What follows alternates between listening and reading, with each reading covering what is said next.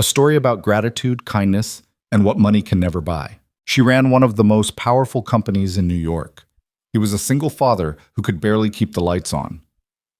The night their worlds collided inside Manhattan's most exclusive restaurant, over a shattered champagne glass, a little girl's trembling hands, and a folded piece of paper that brought a billionaire CEO to the edge of tears. Nothing would ever be the same again. Watch this story until the very end.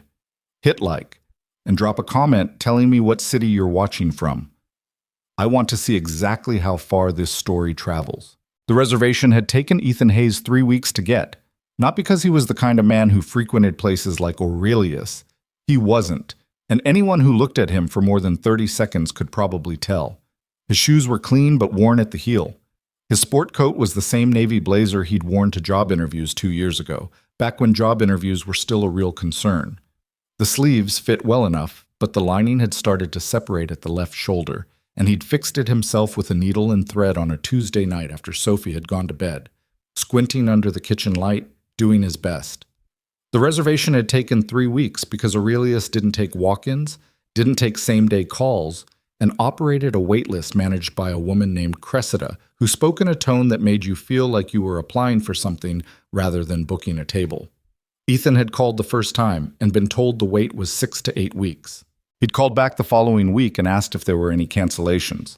Cressida had said she'd note his interest. He'd called a third time and a fourth, and on the fifth call a different person answered, younger, less polished, and told him there'd been a cancellation for a Thursday evening. He'd taken it before the sentence was finished. Sophie had asked, on the subway ride over, why they were dressed up. Because some places deserve the effort, Ethan said. She'd considered this from beneath her yellow headband, the one with the small silk bow that had been her mother's. A detail Ethan noticed every single time she wore it, but never said anything about because some things you just carry quietly.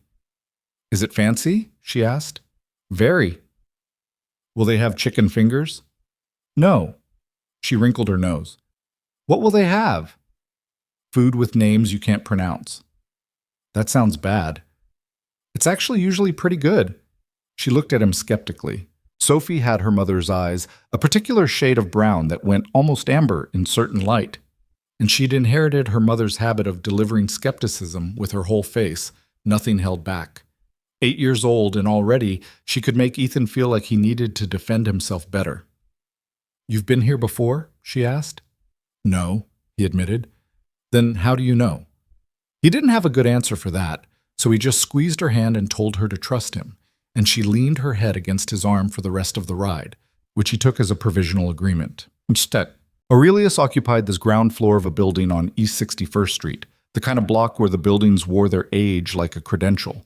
The awning was burgundy with gold lettering. 2 men in long coats stood near the entrance. Not doormen exactly, more like architectural features that happened to move. The windows were tall and amber lit from inside, and through the glass, Ethan could see white tablecloths, candles in low crystal holders, and the kind of quiet that costs money. Sophie stopped on the sidewalk and stared. Dad, she said. I know. It's really fancy. I know. I'm not sure I should go in there. Ethan crouched down so they were at eye level. She was gripping the straps of her small backpack, the purple one with the constellation print, and her eyes were a little wide. He straightened her headband. You absolutely should go in there, he said. You belong anywhere you decide to walk into, okay? She chewed her lip. What if I use the wrong fork? Then you use the wrong fork. Nobody's going to say anything. What if they do? Then I'll use the wrong fork too, and we'll be wrong together. She almost smiled. The almost was enough. He took her hand and they went inside. The hostess was a tall woman in black, who greeted them with the practiced warmth of someone who'd been trained to make everyone feel equally welcome, which had the paradoxical effect of making you feel like a number. She led them through the restaurant, and Ethan was aware of the looks. Not hostile exactly, more like calibrating. A man in a blazer with a sewn-up shoulder seam and a little girl in a purple backpack moving through a room full of people in tailored suits and cocktail dresses. He kept his back straight and his hand on Sophie's shoulder. Their table was small and near the back, next to a column. Ethan didn't mind. He'd asked for something quiet when he called, and this qualified. Sophie set her backpack very carefully on the floor beside her chair and sat up straight in a way that made his chest ache. This deliberate dignity she put on when she felt uncertain, this borrowed composure. She'd done it at her mother's funeral too, sitting beside him in the front pew with her hands folded in her lap, back perfectly straight, while the adults around her came apart in stages. "This is nice," she said, in a voice that suggested she was committing to the statement. "It is," Ethan agreed. A server appeared, young, efficient, slightly bored, and offered them menus. The menus were leather-bound and had no prices on Sophie's. Ethan noticed this and quietly turned his own menu face down so she wouldn't see the numbers and ask questions he didn't feel like answering. "Can I have water?" Sophie asked the server. "Still or sparkling?" She looked at Ethan. "Still is regular water," he said. "Sparkling has bubbles." "Sparkling," she said immediately. The server left. Sophie opened her menu and stared at it with great seriousness, the way she approached most things she didn't understand, Chet. Not with confusion, but with concentration, as though the understanding was just a matter of enough looking. "Duck confit," she said carefully. "What's confit?" "It's a way of cooking, slow and fat." "In fat? It sounds worse than it is." She went back to the menu. "Burrata." "Fresh cheese, it's good." "Seared diver scallops with cauliflower puree and," she squinted, "micro-herb salad." "Also good." She set the menu down. "I'm going to get the pasta." "There's no pasta." She picked the menu back up. Touch. They were still deciding, or rather, Sophie was still deciding, and Ethan was watching her with the particular quality of attention that had become his default mode over the past 2 years, this vigilance that had nothing to do with fear and everything to do with not wanting to miss anything. When the accident happened, it wasn't dramatic in the way that the worst moments often aren't. There was no build-up, no warning. Sophie had shifted in her chair to look at something across the room. A woman with an elaborate updo, probably, since Sophie had a running fascination with women's hair, and her elbow caught the edge of a champagne flute that the server had placed too close to her side of the table during a pass-through. The glass went over. It hit the marble floor with a sound that cut clean through every conversation in the room. The stem broke. The bowl cracked in two. Champagne spread in a quick, fizzing arc across the floor, and a few drops caught the white tablecloth of the adjacent table before anyone could move. And then, silence. Not the polite pretending not to notice silence. The actual, turned heads, forks paused kind.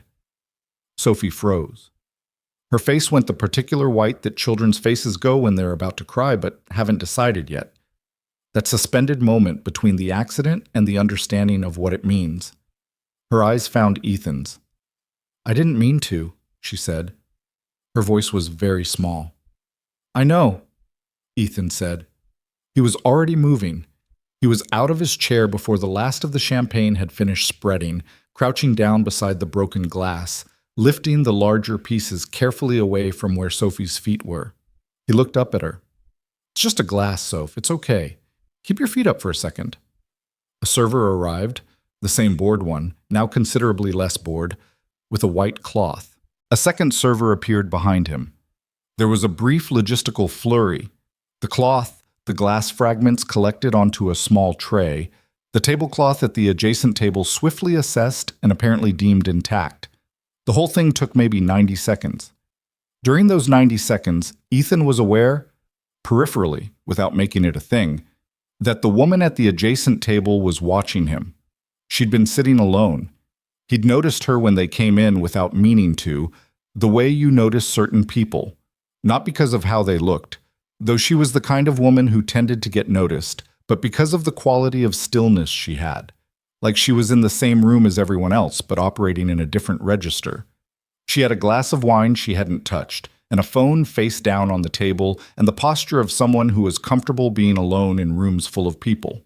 She was watching now. Not with annoyance, her expression was harder to read than that. When Ethan stood up and put his hand on Sophie's shoulder, the ambient noise of the restaurant gradually resumed, conversation returning in the way that water fills a space, and he exhaled slowly through his nose. "All good," he told Sophie. She was still white-faced. Her lower lip had the faint wobble that preceded real crying in 8-year-olds. "I'm sorry," she said, "You don't need to be sorry. It was an accident." Everybody looked. Everybody looks. Then everybody looks away. That's how it works. She wasn't fully convinced. Her eyes moved to the woman at the adjacent table, the one whose tablecloth had been the casualty, and she seemed to be performing some internal calculation about whether an apology was owed. Before Ethan could guide her past it, Sophie slid off her chair. He reached for her arm. "Sophie." But she was already standing beside the woman's table. Her hands were clasped in front of her, exactly the way they'd been at the funeral, and her back was straight, and she said, "I'm very sorry. I didn't mean to get champagne on your table. I hope it didn't ruin anything." The woman looked at her. Up close, Ethan had a better look at her face. She was younger than he'd initially estimated, early 30s maybe, with dark hair pulled back and the kind of face that didn't give much away, not because it was cold, but because it was controlled. She wore no jewelry except small gold earrings. Her suit was charcoal and clearly expensive, and there was a quality to how she occupied the chair that suggested she sat in boardrooms the same way. She looked at Sophie for a moment without speaking, and Ethan watched her face do something, a micro-adjustment, something behind the eyes. And then she said, "Nothing was ruined. Thank you for saying something. Not everyone would." Sophie nodded seriously. "My dad says if you do something, even by accident, you should say so." The woman glanced up at Ethan, brief, appraising. "Your dad's right," she said. Sophie seemed satisfied with this. She turned and climbed back into her chair, and Ethan met the woman's eyes for just a second before looking away. "Sorry for the disruption," he said. She gave a slight shake of her head. "Nothing happened. Let it go." He sat down. Sophie picked up her menu again, her composure largely restored. Ethan ordered the duck.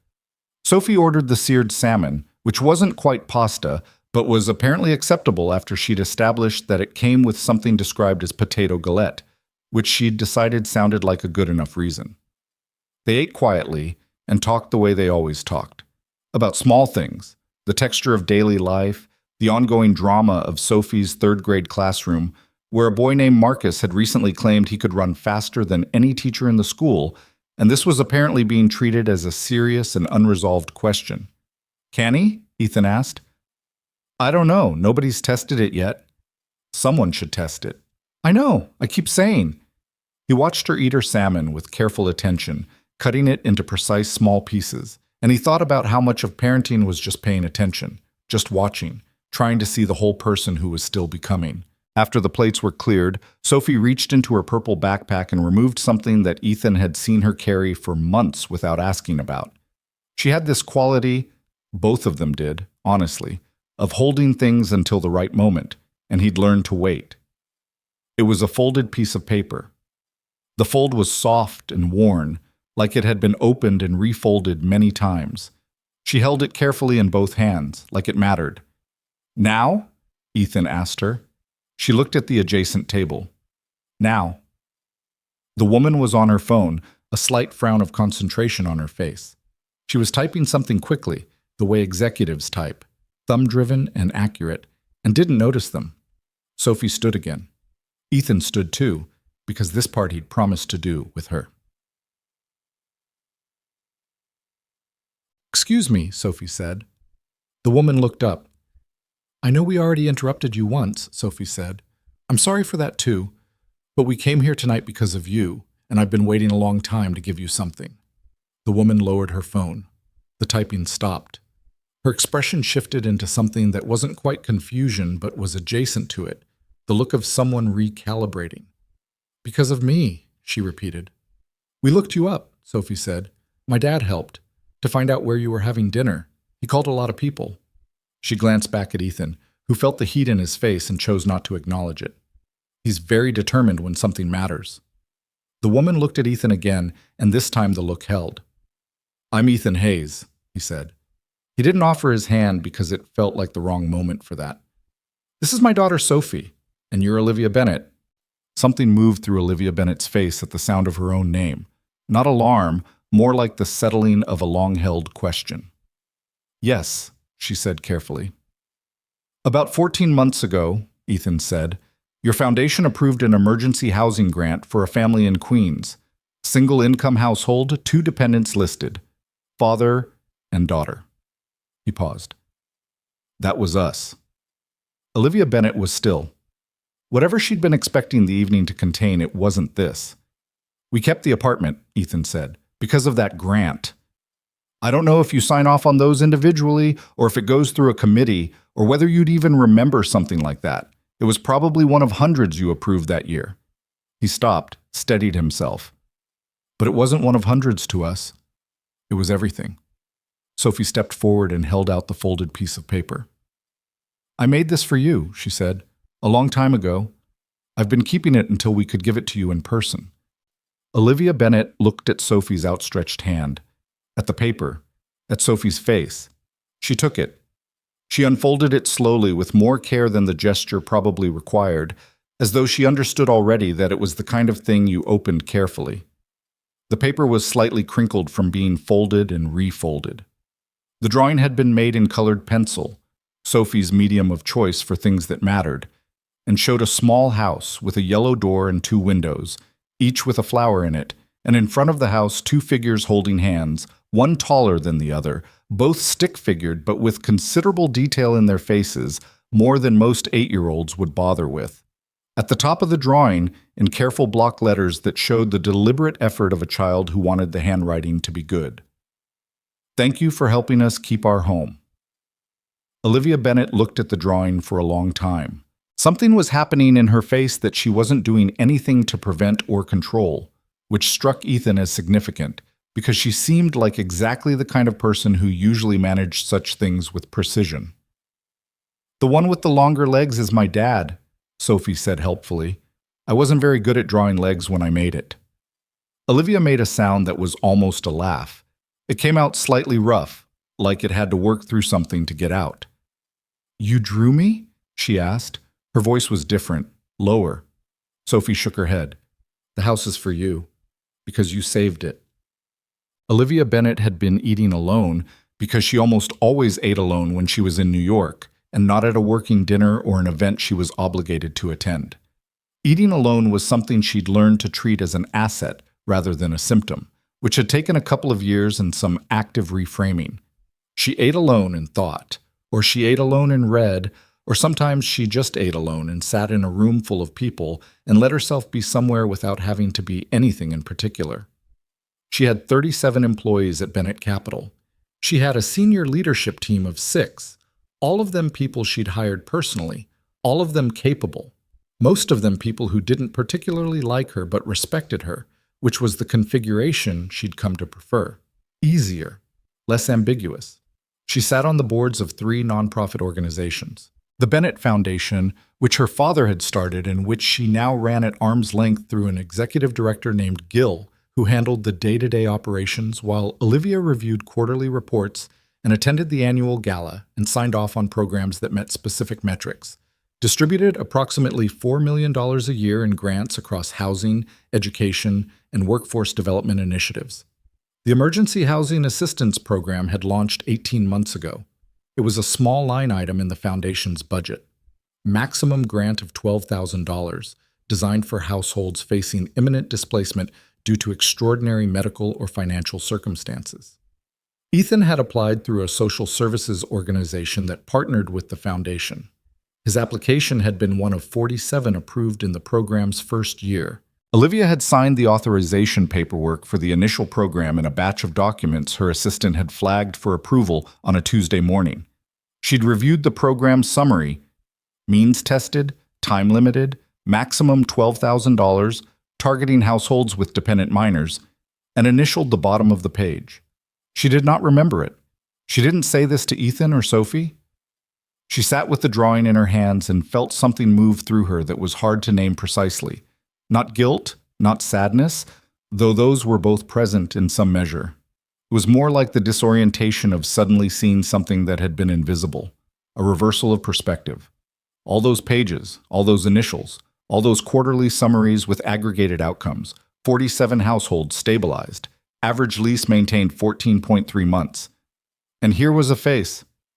Here were 2 faces. Here was a drawing of a house with a yellow door. She looked up. Ethan Hayes was watching her with an expression that was careful and direct at the same time. He had the kind of face that had probably been conventionally handsome once and had since become something more interesting. A little worn, a little lined around the eyes, with the look of someone who'd been through something and decided to keep going anyway. "Please sit down," Olivia said. She heard the change in her own voice and didn't try to correct it. "Both of you." Ethan hesitated. "We don't want to impose. I'm asking," she said. He looked at Sophie. Sophie looked at him. "Okay," Sophie said, and pulled out the chair across from Olivia and sat down, which settled the question. What happened next was not elegant. They called a server over and rearranged things, an extra chair, menus, water glasses, and there was an awkward stretch of 2 or 3 minutes during which nobody was quite sure what the register of the conversation was, what they were to each other now, what protocol applied to a dinner that had started as a planned encounter and then become something else through the force of a child's directness. Olivia ordered another glass of wine, because the first one had sat untouched long enough to go warm, and she'd needed something to do with her hands. Sophie ordered a chocolate soufflé because Ethan had said they could share one for dessert, and it was now clear dessert was happening at this table. "How long have you been planning this?" Olivia asked. "About 8 months, Ethan said. "Sophie came up with the idea. I just helped logistics." "He called 14 people," Sophie said. "Finding out where you were going to be was hard because your assistant is very protective." Olivia almost smiled. "Her name is Rachel. She has standing instructions not to share my schedule." "She said that," Sophie confirmed. "She said it 2 times. "How did you find out then?" Ethan cleared his throat. He had the look of a man who was weighing how much to say. "I know someone who knows someone who handles event coordination for a charity your foundation sponsors. There was an email chain." "You worked an email chain?" "I did." "To find out where I was having dinner?" "It sounds worse when you say it like that." Olivia laughed. A real one, this time. It surprised her. She was a person who laughed appropriately at appropriate moments. She was not without humor. Her senior team would tell you that if pressed, but this one came from somewhere different, lower, less managed. "Tell me about your family," she said. The question landed differently than she'd expected it to. She watched something move through Ethan's face, a brief tightening. And then he looked at Sophie, and Sophie gave him a small nod, like she'd been asked a question and was granting permission to answer. "My wife died 2 years and 4 months ago," he said. "Cancer." It was fast. 14 months from diagnosis. He said it the way people say things they've said many times, not without feeling, but with the shape worn smooth by repetition. Her name was Claire. Olivia nodded. She didn't say she was sorry, because in her experience, people who'd been through something real didn't particularly need to hear that they were sorry from a stranger. They needed to be heard, which was different. After she died, there were the medical bills. Even with insurance, the out-of-pocket costs from the last 6 months were... He stopped. Found the words. Significant. And I'd taken unpaid leave from work for the last 3 months of her treatment. So by the time she was gone, we were behind on everything. Rent, utilities, some credit cards. And Sophie was 6 and I was... He looked down at the tablecloth for a second. I wasn't in great shape. He cried a lot, Sophie offered. She said it without judgment, just as a fact she was providing for context. I did, Ethan confirmed. But he never scared me, Sophie added. Some kids at school say their parents' crying scared them, but Dad's crying didn't scare me. Ethan looked at her for a moment. That's the nicest thing you've ever said to me. I've said nicer things. Name one. She thought about it. I said your pancakes were better than the diner's. That is pretty nice. Olivia watched this exchange with something she would not have been able to describe to anyone who asked. It was not a thing she had words for, exactly. Not envy, not quite. Though envy was somewhere in the vicinity. It was more like recognition, the sight of something real. Tell me what happened, she said. After. Ethan told her. He told her about the letter from the landlord, which had come on a February afternoon, and which he'd read standing in the kitchen while Sophie was in the other room watching television, the particular cold weight of understanding that the numbers didn't work and wouldn't work. He told her about calling 211, the city's social services line, and being routed through 3 different agencies before reaching someone at a housing nonprofit who explained that there were programs, emergency stabilization grants, some of them privately funded, for exactly the kind of situation he was describing. He told her about filling out the application, how long it had taken, not because the form was complicated, but because documenting your life in crisis, income, expenses, arrears, the medical bills in their itemized columns, required a kind of sustained attention that was hard to find when you were also getting Sophie to school, making dinner, staying present when you wanted more than anything to not be present. He told her about the approval letter, how it had come as an email to the address he'd provided on a Thursday afternoon, and how he'd read it 3 times before he'd accepted that it was real, that the grant had been approved, that someone he'd never met had looked at his application and said yes. I actually printed the email, he said, and laughed a little at himself. I don't know why. I just needed it to be on paper. Olivia was quiet for a moment. Where are you now? With everything. Better, he said. It was neither an understatement nor an overstatement, just accurate. I got back to full-time work about a year ago. I freelance in construction project management. I'd been doing it before, just part-time while Claire was sick. Now it's steady enough. We're still in Queens, same apartment. I caught up on everything. He glanced at Sophie, who was attending to a glass of sparkling water with great concentration, stirring it with a straw. I'm not trying to make it sound like the grant fixed everything, he added. It gave us time. That's what it actually did. We had a few months where I didn't have to solve everything at once, and that turned out to be what I needed. Time to figure things out. He paused. That's worth more than it sounds. Olivia looked at the drawing, which was still on the table between them. I don't remember signing that approval, she said. She looked at him directly. I want to be honest with you. I sign off on program authorizations. I don't review individual grants. I probably should know more about what happens on the other end of those decisions, and I clearly don't.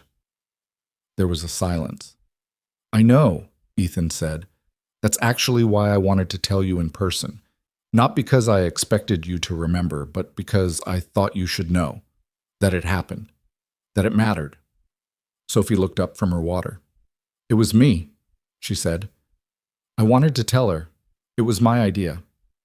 I know it was, Ethan said. I told Dad that the lady who helps people should know when the helping works. She looked at Olivia with the specific earnestness of a child who has formed an opinion and has confidence in it. Because maybe she has bad days when she doesn't think anything she does matters, and she should know that ours did. Olivia Bennett was a woman who had not cried in a professional setting since she was 26 years old and had received news about the company she'd just left that had affected people she cared about. She had since then developed an effective management of affect that she had come to understand as both a strength and a cost. The cost being the increasing difficulty of accessing certain things when she was off the clock, certain things she was no longer sure she was good at. She was not in a professional setting right now. She pressed her lips together for a moment and looked at Sophie and did not say anything for a beat. You're 8? She said finally. 8.5, Sophie said. You seem older. I know, Sophie said without apparent vanity. Dad says it's because I had to think about grown-up things early. Olivia looked at Ethan. That's true, he said. I've been working on it. She should get to be 8, Olivia said. She does. We're working on that too. The soufflé arrived. It had been ordered long enough ago that the kitchen had actually prepared it, and it came in a small white ramekin, perfect and risen and fragrant with chocolate, and the server set it between Sophie and Ethan with the practiced deficiency of someone who had delivered many soufflés to many tables and expected nothing dramatic in return. Sophie stared at it. We have to eat it fast, Ethan told her. It falls. Why does it fall? Because that's what soufflés do. The air comes out. She picked up her spoon with great urgency. That's stressful. Welcome to French desserts, she dug in. Ethan took a spoonful and caught Olivia's eye over the rim of his spoon, and they were both, for just a second, smiling at the same thing. Olivia ordered a glass of dessert wine she wouldn't finish, and sat with them while Sophie worked through the souffle with the focus of someone engaged in meaningful labor. And Ethan answered her questions about project management, what the work actually looked like day to day, the specific choreography of coordinating contractors and timelines and materials on jobs in a city where everything was more complicated than it should be. And she asked because she was actually curious, because the conversation had become the kind she almost never had. Not because they weren't available, but because she'd spent years constructing a life in which everything had a purpose and a deliverable and a measurable outcome. And somewhere in that construction, she'd accidentally eliminated most of the things that didn't. She'd become extremely efficient and extremely alone. And until this evening, she'd categorized the efficiency as the point and the aloneness as the cost of the point, which seemed like an acceptable arrangement. The arrangement looked a little different now. "Do you have family nearby?" she asked Ethan. "My mom's in Philadelphia. She comes up for big things. Christmas, Sophie's birthday. The day-to-day is mostly us." He turned his water glass in his hands. "You?" It was such a natural question that she answered before she could redirect. "My parents are in Connecticut. My father semi-retired 2 years ago. My mother plays tennis and runs a garden society." She paused. "I don't see them as often as I should." "Work?" "Work." She thought about how to say the next thing honestly. "And the fact that when I'm there, I don't fully know how to turn off the whatever this is." She gestured at herself vaguely. Ethan nodded. He understood. She could tell he understood. "My wife used to say I was somewhere else," he said. "Even when I was in the room. She meant it kindly, mostly. She knew I was thinking about something." He paused. "I'm better at being here now. I had to get better at it." "The circumstances helped," Olivia said. "They did." His voice was even. "Best teacher I ever had." It was past 10 when they finally gathered themselves to leave. Sophie had grown quieter in the last half hour. Not asleep, but moving toward it, her head occasionally resting against Ethan's arm when he wasn't using it for something, the way children do when the evening has exceeded them and they are not willing to admit it. The check arrived and Ethan reached for it, and Olivia said, "No." And the way she said it meant the conversation was over, and he understood that and let it go without more than a brief and dignified protest, which she respected. They stood near the entrance, getting coats. The restaurant had thinned out. 2 tables remained occupied. A group of 4 near the window working through a second bottle of wine, and a couple near the back who were doing the careful performance of people on a date they weren't sure about yet. Sophie had her purple backpack on and her coat buttoned, and she was standing very straight the way she did when she was tired and fighting it. She looked at Olivia. Then she stepped forward and put her arms around Olivia's waist. It was not a timid hug. It was the kind of hug a child gives when they've decided you deserve one. Fully committed. No hedging. Olivia stood still for just a moment, and then her arms came up and she held Sophie back. The hug lasted 4 or 5 seconds. It was nothing. It was everything. When Sophie stepped back, she looked satisfied in the way of someone who has completed a task they had given themselves. "Thank you for having dinner with us," she said. "Thank you for finding me," Olivia said. Sophie nodded. She took Ethan's hand. "It was nice to meet you," Ethan said to Olivia. He looked at her steadily. "I mean that." "I know you do," she said. "So do I." He held her gaze for just a moment, the way you look at someone when you're trying to make sure you'll remember their face. Then he turned, and he and Sophie walked toward the door, Sophie's hand in his, her Constellation backpack bouncing slightly. Olivia stood by the entrance and watched them go. She had Sophie's drawing in her hand. She'd been holding it since Sophie gave it back to her. Olivia had tried to leave it on the table as something Ethan might want to keep, and Sophie had said firmly, "No, it's for you," which settled it. Olivia looked at it one more time. The yellow door. The 2 figures with their careful faces, holding hands. She folded it, precisely, along its original creases. She opened her purse and placed it inside, not in the front pocket where things got lost or crumpled, in the inner zippered compartment, the one she kept important things in. She stood there for another moment in the emptying restaurant, holding her purse, alone in the way she almost always was. But something about the quality of the aloneness was different now, like a room after the windows have been opened. She wasn't sure yet what to do with that. She flagged down a passing server and asked for her car. The car service took 40 minutes to reach her apartment on the Upper East Side because there was construction somewhere on 5th that had narrowed 2 lanes into one, and the driver was not the type to make conversation, which Olivia was grateful for. She sat in the back with her coat across her lap and her purse beside her and her phone in her hand, though she didn't look at it. She looked out the window at the city doing what the city did, lit up and moving and indifferent, cabs and delivery bikes threading through each other, a group of people spilling out of a bar on 57th with the loosened energy of a Thursday night, a man walking a dog that was moving with considerably more urgency than the man. She thought about Sophie's hug. It wasn't something she could fully explain even to herself. She'd been hugged by people before.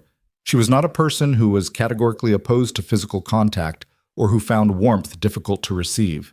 But Sophie's hug had been something else. Not warm exactly, or not only warm. Specific, intentional. The way Sophie did most things. She thought about what the girl had said. Maybe she has bad days when she doesn't think anything she does matters, and she should know that ours did. 8.5 years old. Olivia pressed her thumbnail into her palm and looked out the window. The thing about running a foundation, even at arm's length, even through Gil and his staff and his quarterly impact reports, was that you eventually developed a fluency in abstraction. 47 households. Average stabilization of 14 months. Program cost per household, $8,400. Return on investment, calculated in reduced emergency shelter utilization and sustained school enrollment among dependent minors, favorable.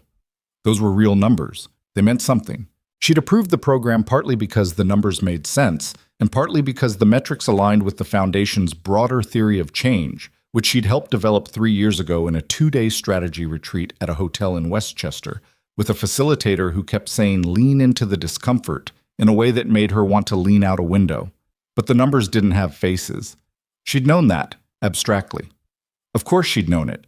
She wasn't a person who was naive about the gap between data and lived experience. She gave keynote addresses at impact investing conferences about exactly that gap. She just hadn't felt it. Not like this. The car stopped in front of her building. She thanked the driver, went inside, took the elevator up. Her apartment was on the 14th floor, 2 bedrooms, immaculate in the specific way that apartments are immaculate when only one person lives in them, and that person has no tolerance for disorder. She'd hired a cleaner twice a week since she moved in. She had a good kitchen she rarely cooked in, and a living room with views of the park that she mostly appreciated in the morning with coffee before the day made demands. She set her purse on the counter and poured herself 2 inches of water and drank it standing up. Then she opened her purse and took out Sophie's drawing and set it on the kitchen counter and looked at it again, standing there in her coat. The yellow door. The 2 figures. The careful handwriting. She stood there for longer than she would admit. Patet. She called Gil Reyes the next morning at 8:15, which was 15 minutes before she usually called him about anything, and which caused Gil to answer with the very specific energy of a man who is braced for bad news. "Morning," he said. "Everything okay?" "I want to know more about the emergency housing program," she said. "The one we approved 18 months ago." A brief pause. "The stabilization grants?" "Yes. I want to see the case files, not the aggregated data, the individual applications, the actual submissions." Another pause. Longer. "Olivia, those are confidential. We follow strict protocols around applicant privacy. I'm not asking to publish them. I want to understand what we're actually approving. I want to see what the applications look like." They're handled by the partner organizations. The social services nonprofits do the intake and vetting. We fund the program. It's designed so that we don't see individual case information. Then I want to understand why we designed it that way. She could hear Gil thinking. Gil was 61 years old and had run nonprofit programs for most of his adult life, and he had a particular quality of patience that had at various times frustrated and reassured her. The patience of someone who understood that institutions move slowly and believed that was sometimes appropriate. "I'll set up a briefing," he said finally. "I'll pull the program staff and the partner leads. We can do a proper review. This week, I'll see what I can do." "Gil?" "Wednesday," he said. "I'll make it work." She said thank you and hung up. Oh, she didn't tell anyone about the dinner. Not Rachel, her assistant, who had received at least 2 calls in the past weeks from a man named Ethan Hayes trying to determine Olivia's schedule, and who had declined both times and who would have opinions about the fact that her schedule had nonetheless been determined. Not her COO, Marcus, who would have opinions of a different kind. Not her mother, who lived in Connecticut and played tennis and would have asked questions that Olivia wasn't ready to answer. She thought about Ethan on the subway Friday morning, which she didn't usually take, but had decided to try because she'd read something about the value of varying routine, and also because she'd been in the car too much lately and felt increasingly sealed off from anything that wasn't climate-controlled. The subway was crowded and smelled the way the subway smells, and a man across the aisle was eating a breakfast sandwich without evident concern for the people around him. Olivia stood holding the overhead bar and thought about how Ethan had said time was what the grant had given him. Not money, exactly. Time. She thought about how rarely she thought about time as a resource in those terms, as something that could be given or taken. In her world, time was always the thing she had least of, and every system in her life was organized around defending it. Her calendar was a fortification. Rachel was a moat. Ethan had been given several months in which he didn't have to solve everything at once, and he'd use those months to get back to work, to stay in the apartment, to keep Sophie in her school, to rebuild the scaffolding that had collapsed. She wondered if Sophie's teachers knew, if the kid at school named Marcus knew, if anyone in their daily lives had any idea that everything had almost come apart and that it hadn't because someone she'd never met had looked at a form and said yes. Probably not. That was the thing about surviving something privately. You carried it without anyone being able to see the weight. She didn't look up Ethan Hayes that day. She almost did, twice. Once after lunch, once in the early evening when she was going through emails and found herself at a pause. She had the name. She had enough to find a LinkedIn at minimum, probably more. She had resources for finding people that would embarrass most private investigators. She didn't do it.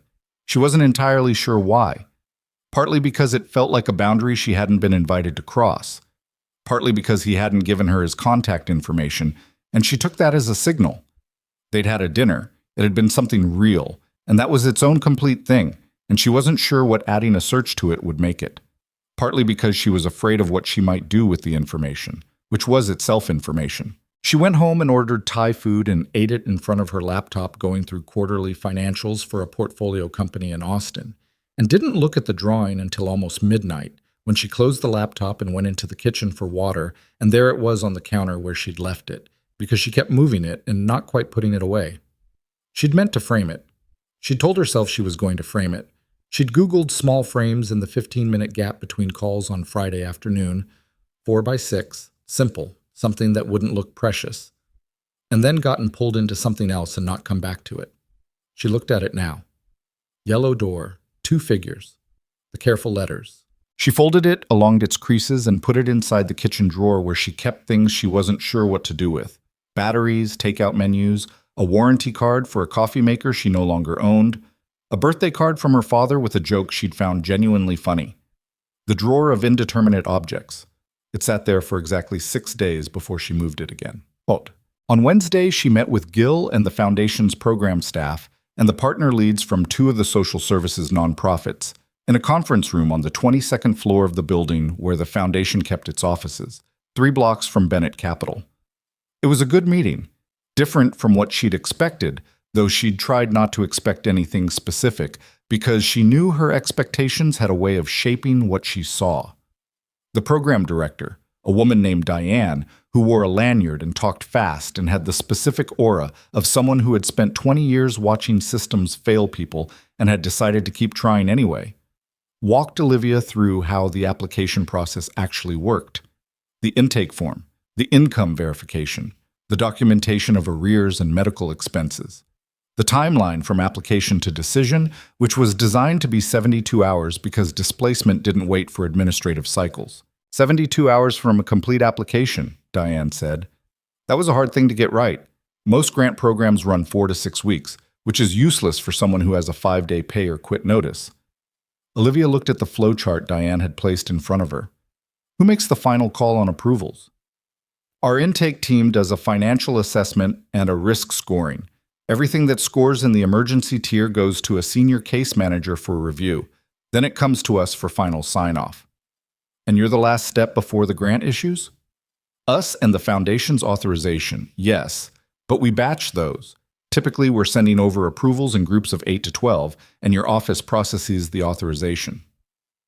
Olivia thought about Tuesday mornings, her assistant flagging documents, initialing the bottom of pages. What do the applications look like? She asked. If I were sitting in front of one, what would I see? Diane hesitated. We can walk you through an anonymized example. Please. What followed was 40 minutes that Olivia would think about for a long time afterward. Diane walked her through a composite application, details assembled from multiple real cases to protect privacy, that represented the typical emergency housing grant recipient. Single parent. Employed, but inconsistently. Gig work. Hourly positions. The kind of work that doesn't have sick days built in. A medical event that had consumed 2 months of savings in 6 weeks. A landlord who had been patient for a while and then wasn't. Children. School district. The specific arithmetic of a life in which every number was already tight and one bad month meant the whole equation fell apart. The documentation required was significant. Pay stubs, bank statements, the notice from the landlord, the medical bills itemized, the utility arrears, 2 forms of ID, documentation of the children's enrollment in school, all of it gathered under conditions that Olivia, sitting in a conference room with good coffee and a window facing north, could not fully imagine, though she tried. What happens if someone can't get all the documents together fast enough? She asked. Diane's expression answered the question before she did. Then sometimes they lose the apartment before we can issue the grant. A silence settled over the table. How often does that happen? More than it should, Diane said. Olivia looked at the table for a moment. What would fix it? A case manager who can help with document assembly. Someone who sits with the applicant, helps them navigate what they need, makes phone calls on their behalf. It's a resource question. We have 2 case managers for the whole program. We need at least 4. What's the budget gap? About $160,000 a year. Olivia looked at Gil. Gil looked back at her with the expression of a man who had learned to read the room over several decades and had a very good idea what was coming. We'll revisit the program budget in the next allocation cycle, she said. That's April, Gil said. I know when it is. Diane was watching this exchange with the practiced patience of a nonprofit director who had sat in many rooms with many funders and had learned to receive good news without reacting in ways that jinxed it. April is fine, Diane said. She left the foundation offices and walked back toward Bennett Capital. Though it was cold and she hadn't brought the right coat for walking because she'd planned to take a car and then changed her mind in the lobby for reasons she hadn't examined. 3 blocks wasn't much. It was enough to feel the November air and see her breath and watch the midday foot traffic on Park Avenue, people moving with the specific momentum of the city, purpose visible in every step even when the purpose wasn't going anywhere interesting. She was thinking about Ethan's application. Not his specifically. She would never see it, and that was appropriate. But the fact of it. The 2 months he must have spent assembling documents while also getting Sophie to school, making dinner, being present while not being in great shape. The 72-hour clock running. The notice on the counter. She was thinking about what it cost to ask for help when you'd never had to before. Ethan had the look of a man who was not accustomed to asking, who had organized his life around self-sufficiency, not as an ideology, but as a habit, and who had found himself in a position where self-sufficiency was no longer available as an option, and had applied anyway. There was something in that she respected deeply and found hard to look at directly for reasons that had something to do with herself. She was at the corner of 59th when her phone rang. Not a number she recognized. She almost didn't answer because she almost never answered unknown numbers, because unknown numbers in her life were almost always someone trying to sell her something or talk to her about a speaking engagement. She answered. Ms. Bennett? A man's voice. Familiar in a way it took her a half-second to place. Mr. Hayes, she said. A pause. Sorry. I was expecting voicemail. How did you know it was me? I didn't, lucky guess, and she stopped at the corner and waited for the light. How did you get this number? Rachel, he said. She blinked. Rachel gave you my direct line? No. Rachel gave me the foundation's main line and told me to call Gil. A beat. I called Gil. He suggested I call you. She was going to have a conversation with Gil about the definition of the word channels. What can I do for you? She asked. Another pause, shorter. Sophie wants to know if you got the drawing home okay. His voice had the quality of a man delivering a message he finds slightly embarrassing but is committed to nonetheless. She was worried it would get crinkled in your bag. Olivia stood on the corner of 59th and Park in the cold and felt something move through her face that she was glad no one was looking at directly. Tell her it's fine, she said. No crinkles. Good. She'll be relieved. He paused. That's all she asked me to do, so I'll let you go. Wait, Olivia said. She hadn't planned to say it. It came out ahead of whatever thought was supposed to precede it. I had a meeting this morning, she said, with the foundation staff, about the housing program. Okay. I learned some things I didn't know about how the applications work, what people have to put together. She stopped, recalibrated. I'm not sure why I'm telling you this.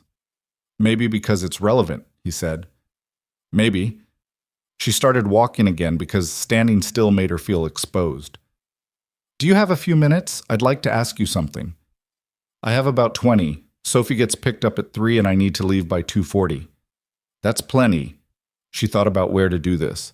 Not the office, not a coffee shop where she'd have to manage the ambient noise and the likelihood of running into someone she knew.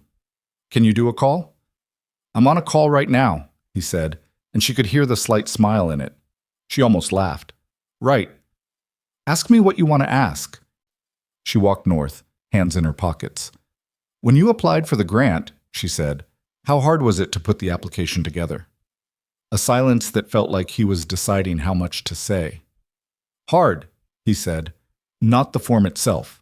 The form was straightforward, but getting all the documentation together in the window they gave, he stopped. I was working part-time and managing Sophie's school schedule and trying to keep everything normal for her, which meant the apartment had to look like everything was fine. So I was doing the application at night, late, after she was in bed. And some of the documents I needed required me to make calls during business hours, which I couldn't always do. He paused again. I almost missed the deadline. I submitted 40 minutes before the window closed.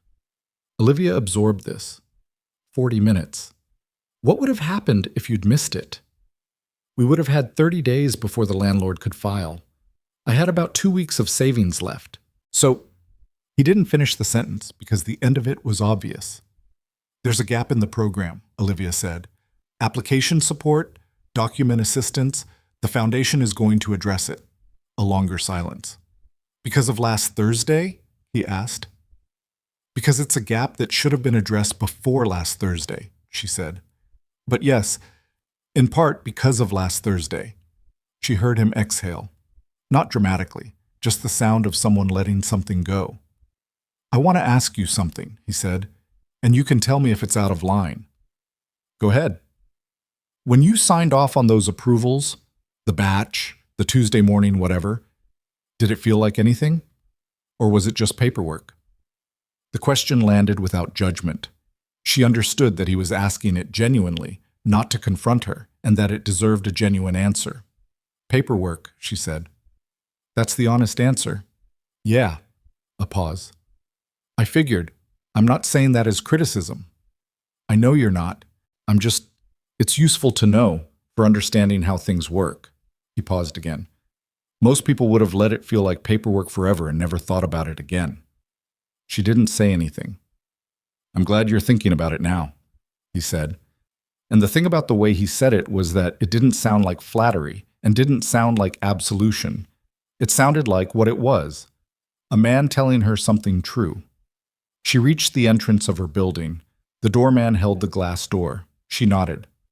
Tell Sophie the drawing is in a good place, she said. I will. And Mr. Hayes. Ethan, he said. Ethan.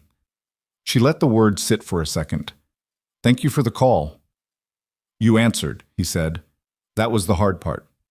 She went inside. She did frame the drawing, eventually. Not that week. She was in Chicago for 2 days, and then came back to a Wednesday that was almost entirely back-to-back and didn't surface until Friday evening, with the specific feeling of a person who has been running on something that isn't quite food or sleep and isn't sure when the last real version of either occurred. But the following Saturday morning, with coffee, she took it to a framing shop on Lexington Avenue that she'd walked past 100 times and never gone into, and she chose a simple frame, pale wood, 4x6, plain matte, and she left it with them and picked it up the next day. She put it on her desk, not the desk in her office at Bennett Capital, where things served specific functions and were arranged to project specific things to specific people. Her desk at home, the one in the second bedroom that functioned as a home office, where the light was better in the mornings and where she occasionally sat and did the work that required more from her than the other work. She set it to the left of her laptop, where she'd see it without having to look for it. Yellow door, 2 figures, the careful block letters. She sat with her coffee for a while and didn't do anything in particular, which was something she was slowly, imperfectly, learning to permit herself. Outside, the city was already moving. It was always already moving. But inside the apartment, in the morning light, it felt just briefly like there was something worth sitting still for. He didn't call again for 2 weeks.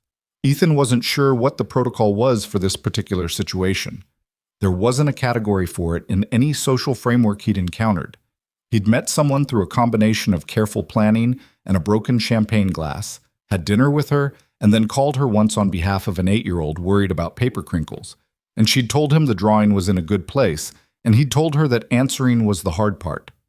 Then nothing, because what came after that was genuinely unclear. Sophie asked about her twice. Once the week after the call, casually, in the middle of dinner, the way she asked about most things, without preamble or warning, as though the question had been sitting in a queue and she'd finally gotten to it. "Do you think Olivia liked the drawing?" She'd used the first name without thinking about it, which Ethan noticed. He said yes, he thought so. Sophie nodded and went back to her pasta. The second time was a Sunday morning while she was doing homework at the kitchen table, math, which she handled with competence and no enthusiasm. And she looked up from her worksheet and said, "Does she live alone?" Ethan was at the stove with his back to her. He turned around. "What?" "Olivia. Does she live by herself?" He thought about the apartment he'd tried not to imagine and the dinner eaten alone and the way she'd sat in that restaurant before they'd interrupted her, with that particular self-contained stillness. "I think so," he said. Sophie looked at him with her amber eyes and went back to her math. He waited for more. There wasn't any more. That was a Sophie technique he'd learned to recognize. The statement that wasn't quite a statement, the observation that sat in the air and waited for you to figure out what to do with it. He turned back to the stove. The call came on a Tuesday. He was on a job site in Astoria, a 4-story residential conversion that had been scheduled for 8 months and was already running 3 weeks behind because of a materials delay that had turned into a contractor dispute, that had turned into a situation requiring more phone calls than he'd made in the previous year combined. He was standing in what would eventually be the 3rd-floor hallway, going through a punch list with a man named Danny who had opinions about drywall that bordered on philosophical conviction when his phone buzzed. He glanced at the screen, a New York number he didn't recognize, which meant nothing because he got calls from numbers he didn't recognize all the time on active jobs. He let it go to voicemail. Danny kept talking about drywall. Ethan checked the voicemail when Danny had been redirected by something happening 3 rooms over, and he stood in the unfinished hallway with the sounds of the building around him and listened to Olivia Bennett's voice say, "It's Olivia. I was going to leave a message, but I'm not sure what to say in a message. Call me back if you want. If not, that's fine too." And then a pause. And then, "The drawing looks good framed." He stood there for a moment. He called back. She answered on the second ring. "Hey, you framed it," he said. "I said I would." "You didn't actually say that." "I thought it," she said. "Same thing."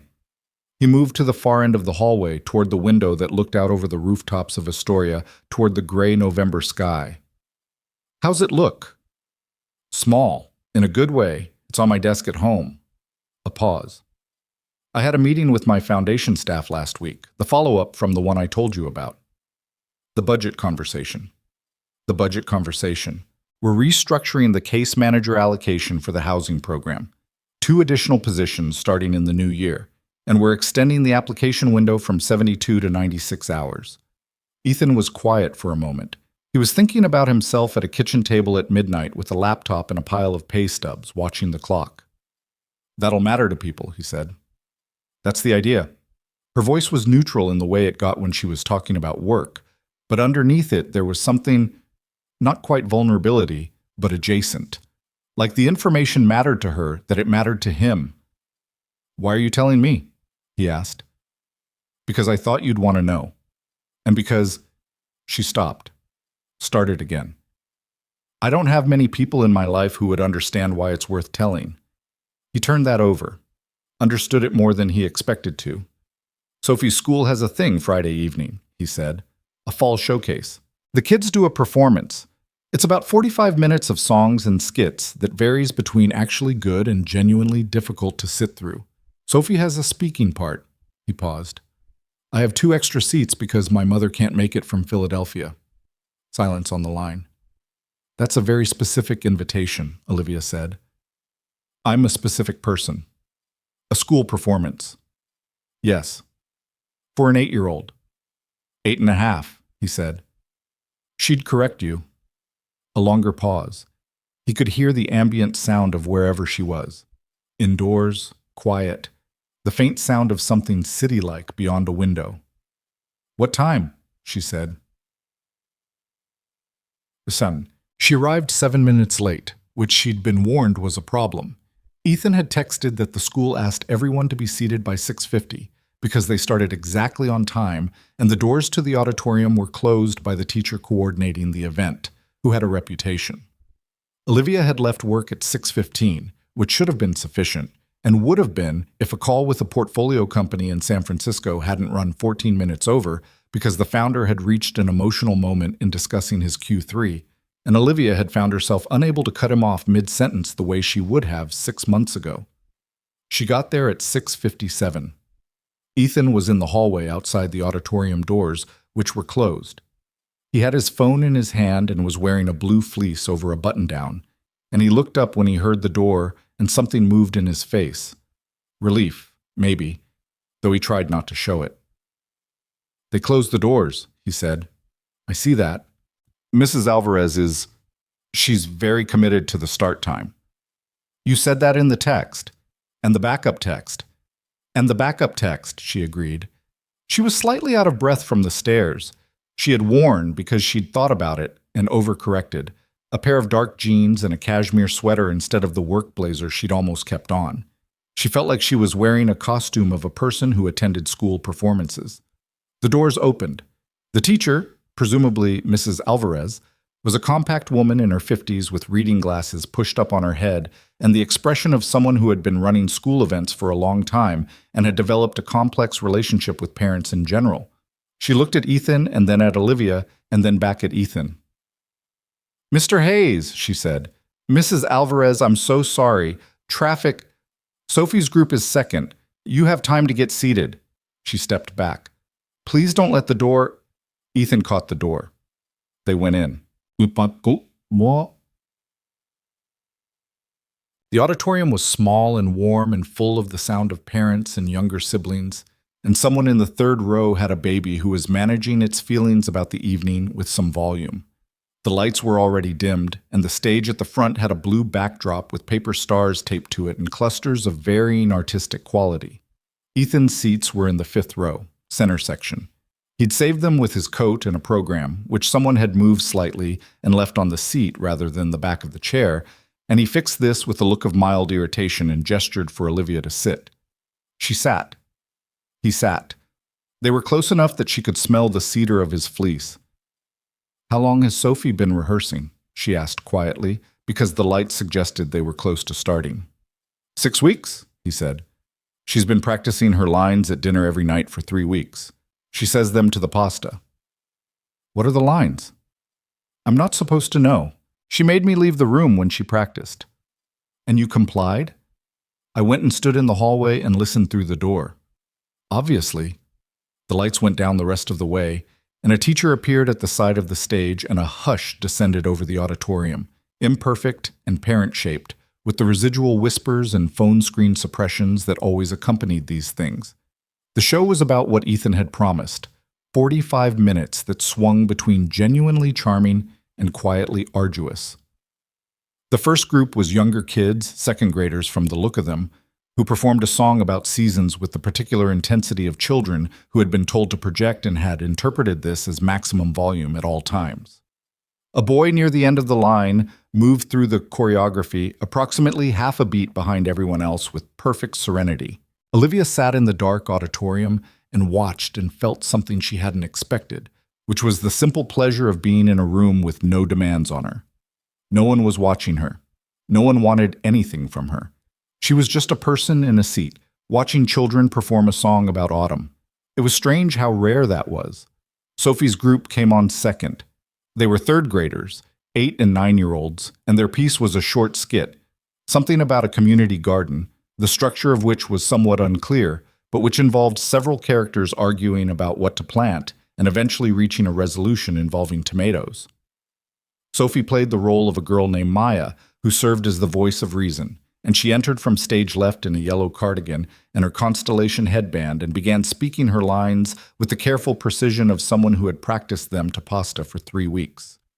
She was good, not in the way that parents think their children are good because they're their children, genuinely good.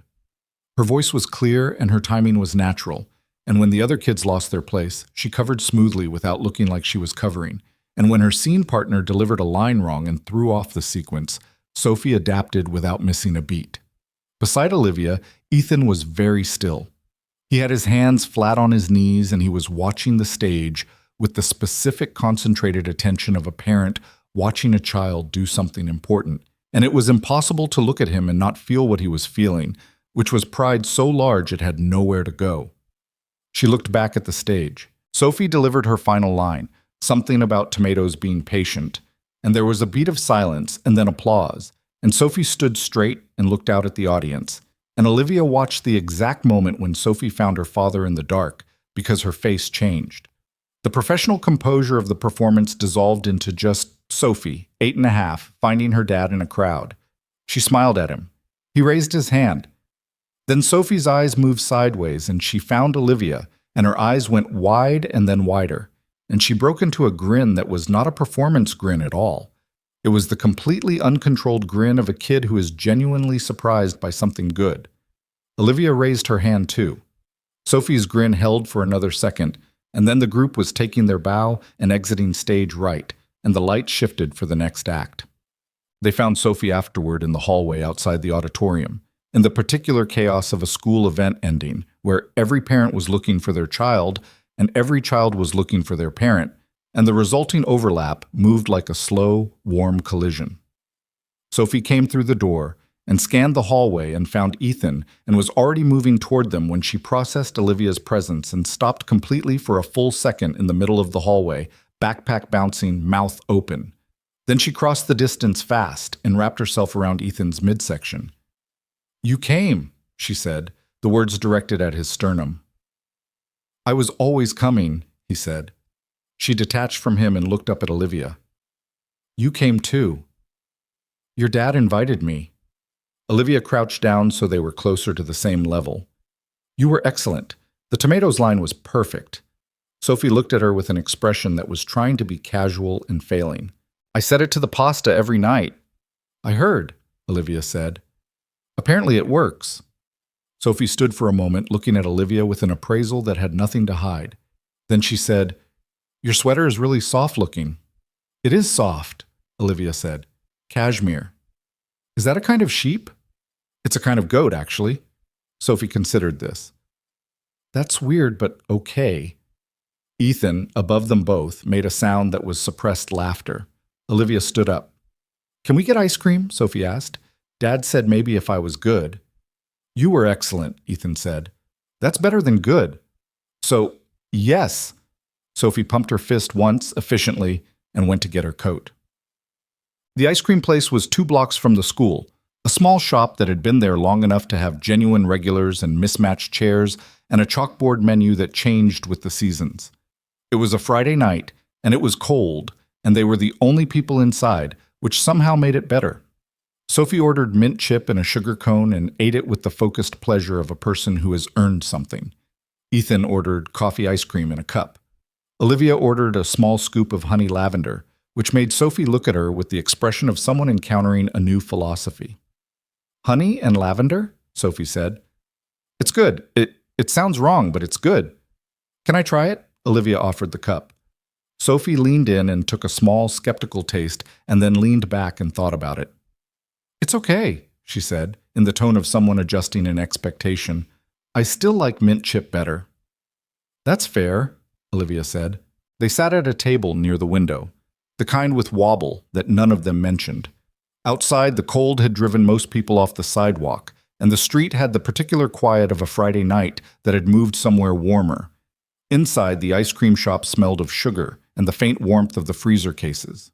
Sophie ate and talked, as Sophie tended to do, reporting on the evening from her own angle, who had forgotten their lines and who had recovered and who had not, and what the technical difficulties had been with the stage light on the right side that was the wrong color, and how Mrs. Alvarez had decided to simply not address this and hope no one noticed.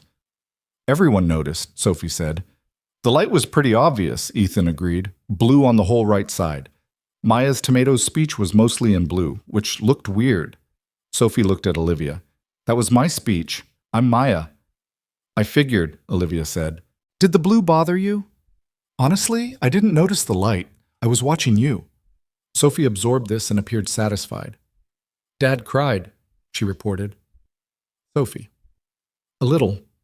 In the dark. He thought I couldn't see. I had something in my eye.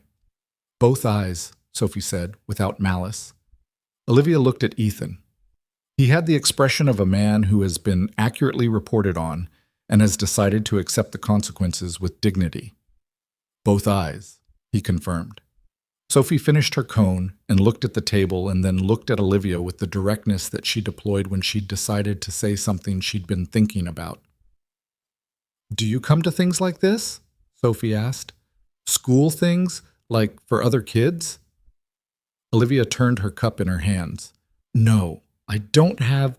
She paused. I don't have kids. Do you want some? Sophie, Ethan said. It's a normal question. It's actually a pretty personal question. Sophie looked at him, then at Olivia. Sorry, I don't have to know. It's okay, Olivia said. She thought about how to answer it honestly without either lying to a child or oversharing. I haven't thought about it very carefully. I've been busy doing other things. Sophie nodded like this was reasonable. My dad was like that before me, she said.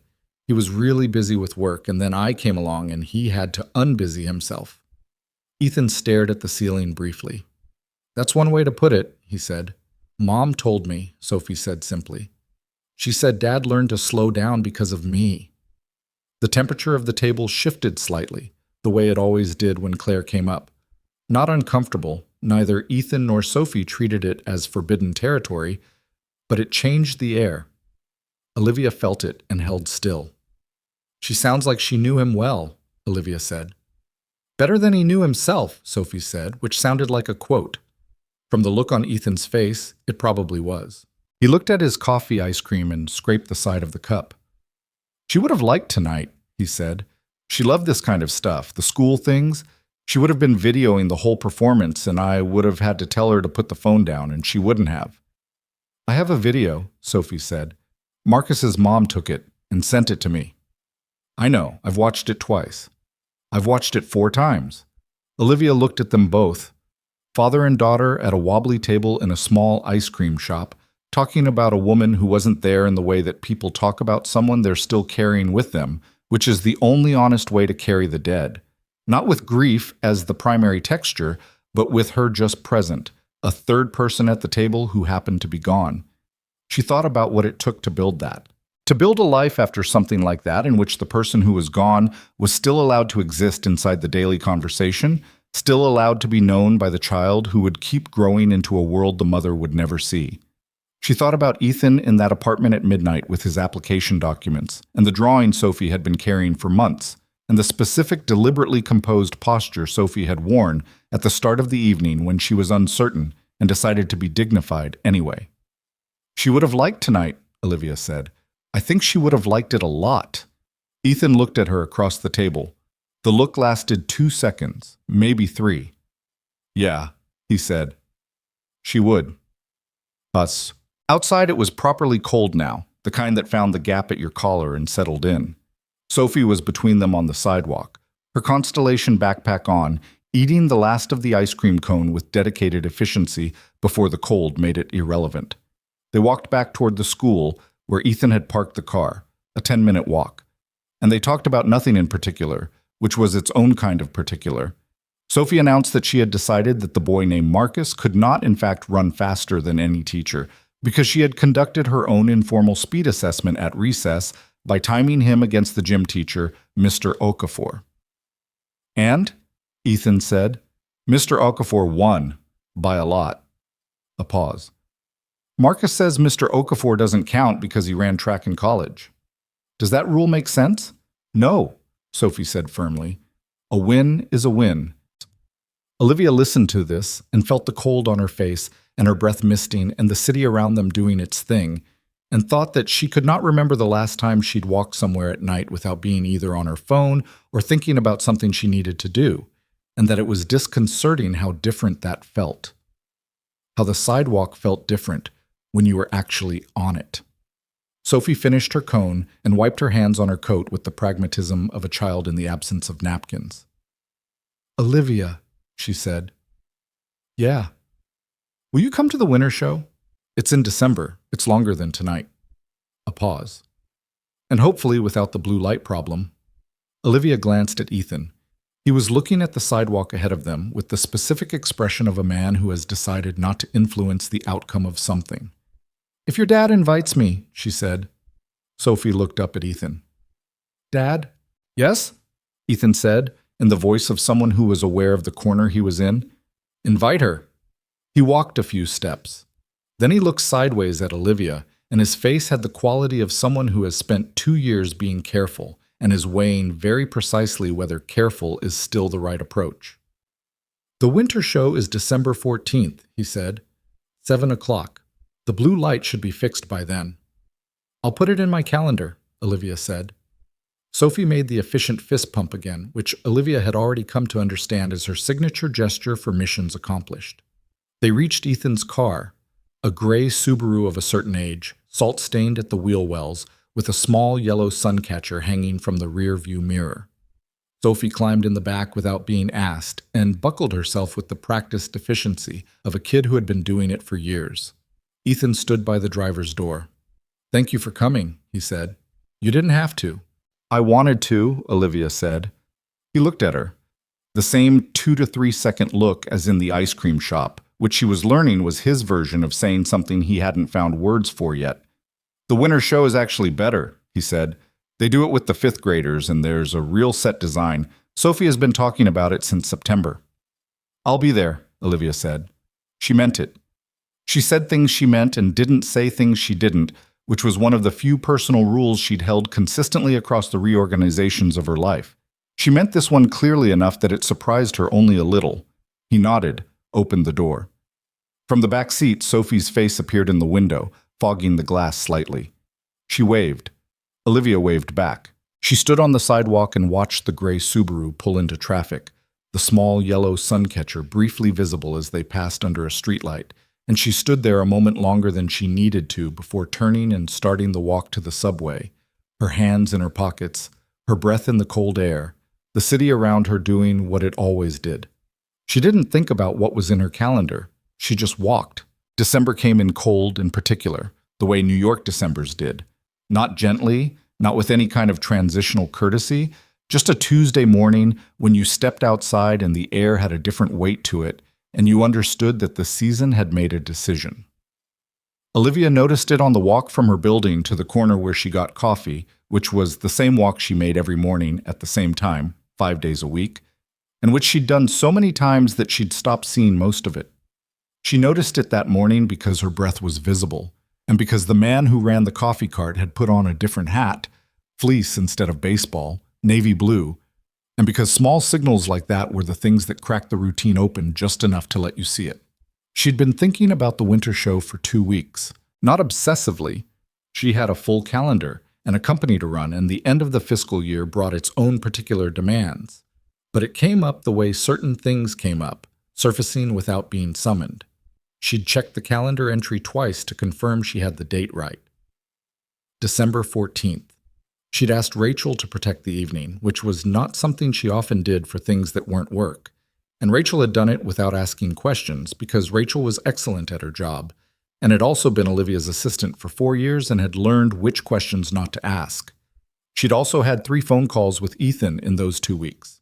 One that started as a practical question he had about a lease clause on the Astoria project.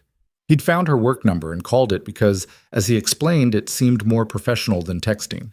And that had run 50 minutes and covered the lease clause for approximately the first 4 of those minutes before moving on. One that she'd initiated, which she didn't examine too closely, on a Sunday afternoon when she was in the home office with coffee and no particular plan for the next hour. And one short call, 8 minutes, the Thursday before the show, in which he'd told her Sophie had been practicing the winter show songs in the kitchen every morning, and she'd told him she'd cleared her evening, and they'd established that she should meet them outside the school at 6:45, and then neither of them had hung up for another 2 minutes because neither of them had apparently finished talking, even though the practical content of the call was complete. She'd hung up first. He'd said goodnight, and she'd said goodnight, and she'd set the phone on the desk and looked at the drawing in its pale frame and didn't say anything to it, because she drew the line somewhere. She left work at 6 on the 14th, which was a thing that did not routinely happen. Marcus, her COO, saw her putting her coat on from across the open floor and raised his eyebrows. "Hot date?" he said. "School performance?" she said. He let a beat pass. "Whose kid?" "An acquaintance's." He let another beat pass, which was Marcus's way of indicating that he had an opinion but had decided to withhold it. He'd worked with her for 6 years. He withheld a lot of opinions. He was very good at it, but you could always tell. She took the elevator down. The school was in Astoria, which she hadn't been to, and she couldn't actually remember. She took the N train from Midtown and stood in the car holding the overhead bar, in jeans and her gray coat, not on her phone, just standing and watching the stations move past the windows. There was a teenage couple 2 feet away from her having a very quiet argument about something that involved one of their mothers, and a man across the car asleep against the window with the practiced ease of someone who slept on trains regularly and had made his peace with it. She got to the school at 6:42. Ethan was outside on the sidewalk, in a dark green jacket she hadn't seen before, hands in his pockets, watching the street. He turned when he heard her, and something in his face did the thing it did. The small recalibration that she'd come to recognize, the moment when he took her in and settled. "You made it," he said. "I made it. I was—" He stopped himself. "Worried?" she said. "You're 3 minutes early," he said instead. "I didn't account for that. I was motivated." He smiled, and it was the kind of smile that people have when they didn't expect to be smiling and couldn't entirely manage it back down. He held the door. Inside, the hallway was already warm with the body heat of assembled families. There were parents and grandparents and younger siblings in strollers, and the walls were hung with student artwork in that particular elementary school way, drawings and collages, and watercolor pieces with names printed carefully in the corner, all of it slightly irregular and completely earnest. Olivia walked past a painting of a red house that reminded her of Sophie's drawing, which she noticed without saying. Sophie was backstage. Ethan had gotten a text from her at 6:30 that said, "I can see the seats from the curtain," and another at 6:40 that said, "Mrs. Alvarez said stop looking through the curtain," and nothing since. Their seats were the 4th row this time, center section, near the aisle, slightly better than the fall show. Ethan had clearly done this deliberately. "You planned ahead," Olivia said. "I emailed 3 weeks ago," he said, "for seat selection. They have a preference system if you email early enough." She looked at him. "Sophie wanted you to have a good view," he said, in the tone of a man distributing credit accurately. The winter show was, as promised, better than the fall showcase by several measures. The set was an actual set, a painted backdrop of a snow-covered town, clearly done by the art teacher with student contributions of variable quality, but cohesive enough to read from the 4th row.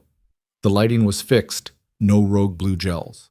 The fifth graders opened with two songs that had real arrangements, one of which was genuinely good, and the third graders came on second in a piece about a neighborhood in winter that had four separate speaking parts in a choreographed sequence that only partially broke down. Sophie entered from stage right in a red sweater and the constellation headband and a pair of earrings that Ethan had clearly not expected, small stars, which she'd apparently borrowed from a classmate without mentioning this plan, and delivered her lines with the same clear, natural ease as the fall show, maybe more, the way you get more comfortable with something after you've done it once and survived. She found them in the audience earlier this time. Mid-performance, during a pause in her scene, her eyes moved to the fourth row, and she found Ethan, and then immediately next to him she found Olivia, and the grin was there again, that completely involuntary, unperformable grin, and she held it for only a second before snapping back into character, which was itself a kind of discipline that Olivia found remarkable in a 9-year-old. Beside her, Ethan made a sound, low, quiet. She looked at him. He was watching Sophie with that same expression, the undiluted pride with nowhere to go. But there was something else in it this time, something that looked like relief. Like he'd been carrying something for a long time, and the weight had shifted, not ended, but redistributed in a way that was slightly more bearable. She looked back at the stage. When the piece ended and the children took their bow, Sophie looked straight at their row and gave a wave that was specifically aimed. The boy next to her in line noticed and tried to figure out who she was waving at, and Sophie said something to him that made him look at the fourth row and then shrug and go back to smiling at the audience in general. Afterward, in the hallway, a woman Olivia didn't know came up to Ethan and hugged him, and Ethan hugged her back with the easy familiarity of people who'd known each other for years. She was warm and loud and had a laugh that carried, and she was with a man who turned out to be her husband and a boy who turned out to be Marcus, the one who could not run faster than Mr. Okafor, which Olivia had heard enough about to feel she knew him. "This is Jen," Ethan said to Olivia. "She and her husband Dan have been in Sophie's corner since first grade." Jen looked at Olivia with open, uncomplicated curiosity. "You're the one from the restaurant," she said. "Jen," Ethan said. "Sophie told me." Jen said it without apology. She said the lady from the restaurant came to the fall show, and now she came to this one too. She looked at Olivia with a slight smile that contained several layers. "She talks about you." Olivia absorbed this. "Good things, I hope." "She said your sweater looked soft." Jen tilted her head. "She's not wrong." Ethan had the expression of a man who had learned that the people in his life were going to do what they were going to do and had made a certain peace with it. Sophie arrived through the crowd, still in her red sweater, earrings intact, her backpack somehow already on. She went to Ethan first and he picked her up, which she was probably slightly old for, but neither of them seemed to care, and he said something quietly in her ear that made her put her head on his shoulder for just a second before she squirmed down and turned to Olivia. "The blue light was fixed," she said. "I noticed," Olivia said. "I told Mrs. Alvarez it was a problem and she said she'd address it." "You told her?" "Politely," Sophie said. "I was very polite about it." Ethan's expression suggested this account was accurate. Jen and Dan collected Marcus and said their goodbyes, Jen hugging Ethan and saying something to him quietly that made him nod, and giving Olivia a smile on the way out that had a kind of warmth in it that felt like a door being left open. They went to the same ice cream shop. Sophie ordered mint chip again in a sugar cone and made the same argument for it that she'd made in November, which was that consistency was a virtue when something was already correct. She'd apparently been thinking about this. Ethan ordered the coffee ice cream again from the same combination of habit and genuine preference. Olivia, aware she was being watched, ordered the honey lavender again, and Sophie's expression suggested this was exactly what she'd expected. "I think you actually like it," Sophie said. "I do like it," Olivia said, "even though it's weird. Some things are good and weird at the same time." Sophie thought about this. "Okay," she allowed. The same wobbly table, the same cold window with the nearly empty street beyond it. Olivia thought about how in 6 weeks this had become a thing, an after-show tradition before there'd even been a second show, which was the way real traditions worked. You didn't announce them, they just accumulated.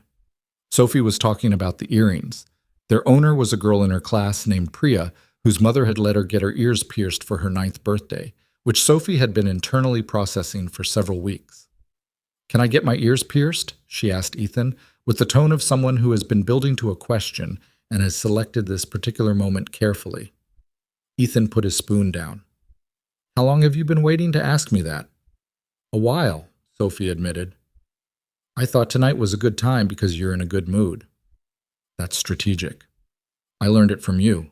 You always call the difficult contractors right after a project goes well." Ethan looked at Olivia. "I do that," he said. "That's extremely strategic for a 9-year-old, Olivia said.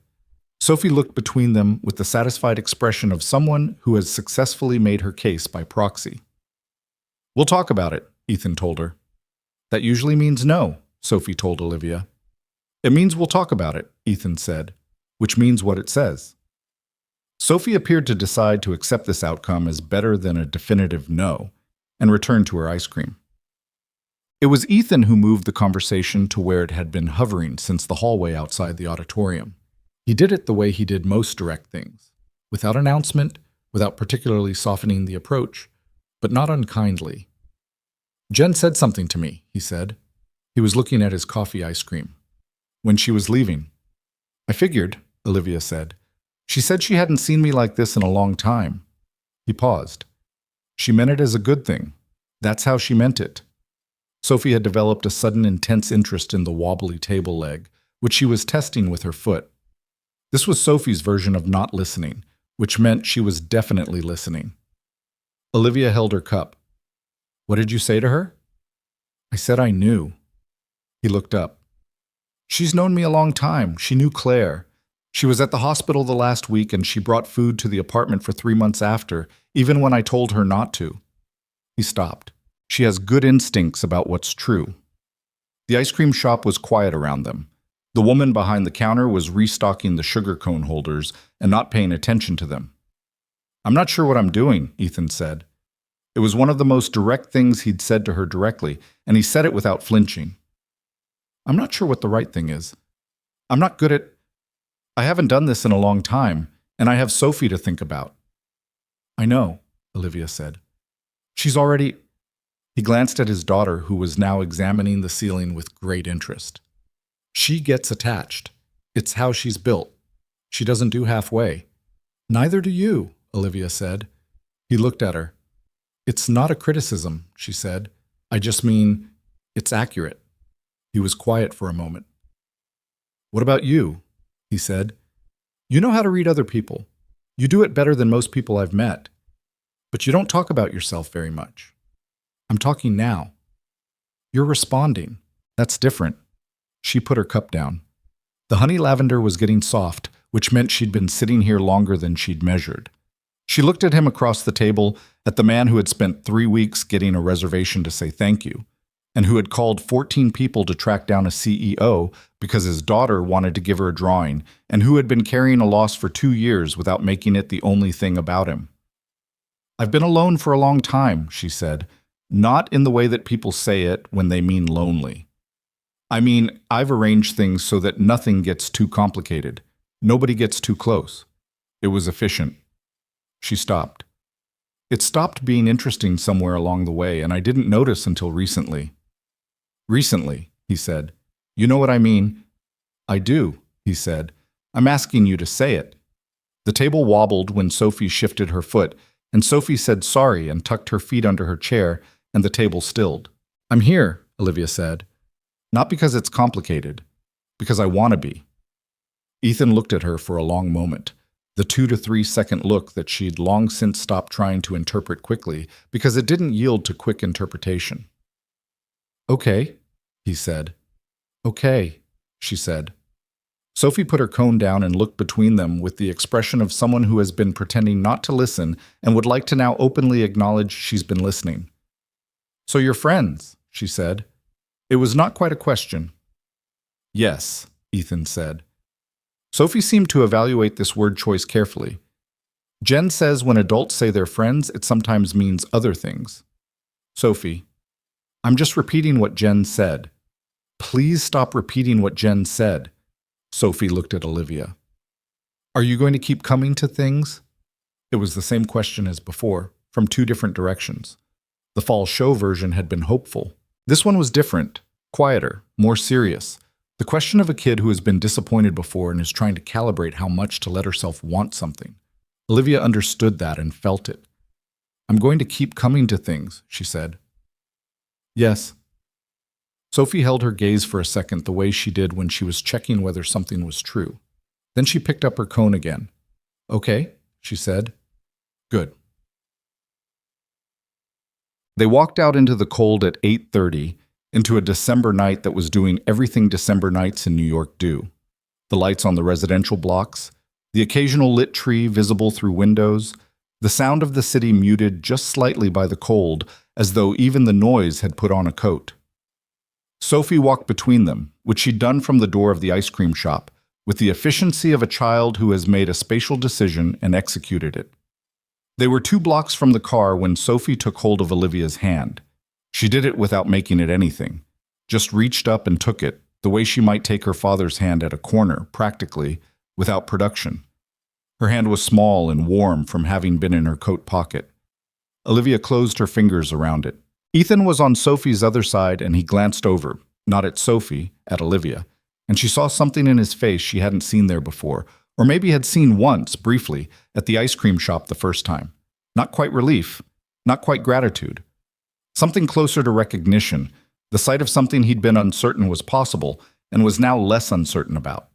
They walked the last 2 blocks like that.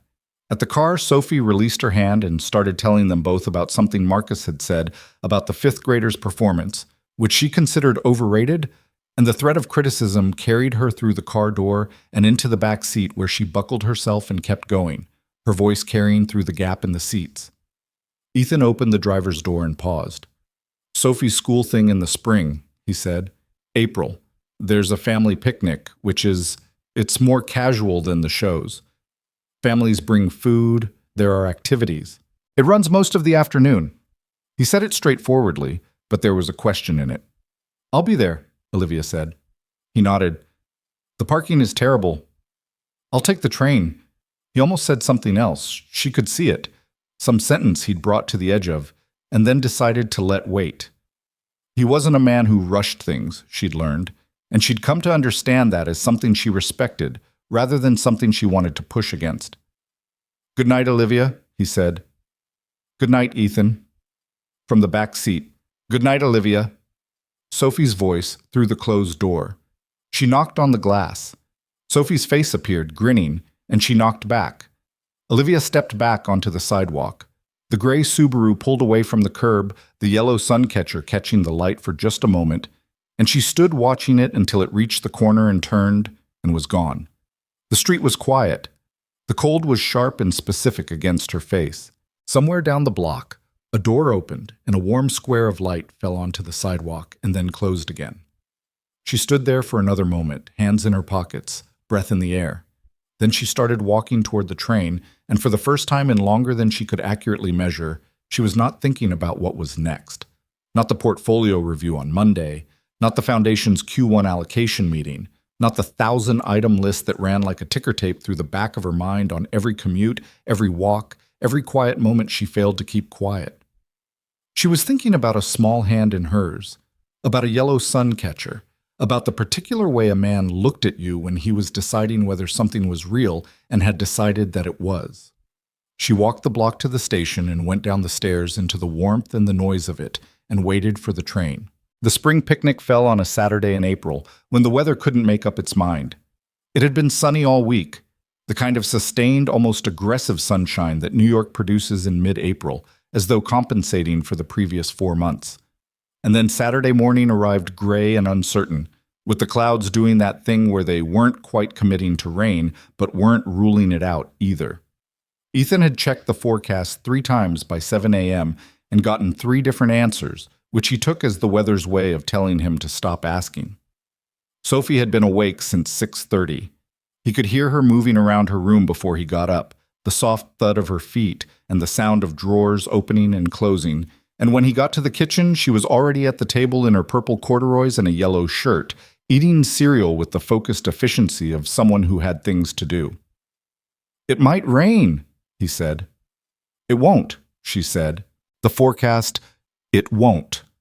She said it with the certainty of a person who has decided, which was a different thing from knowing, and which Ethan had learned to distinguish over 9 years of parenting.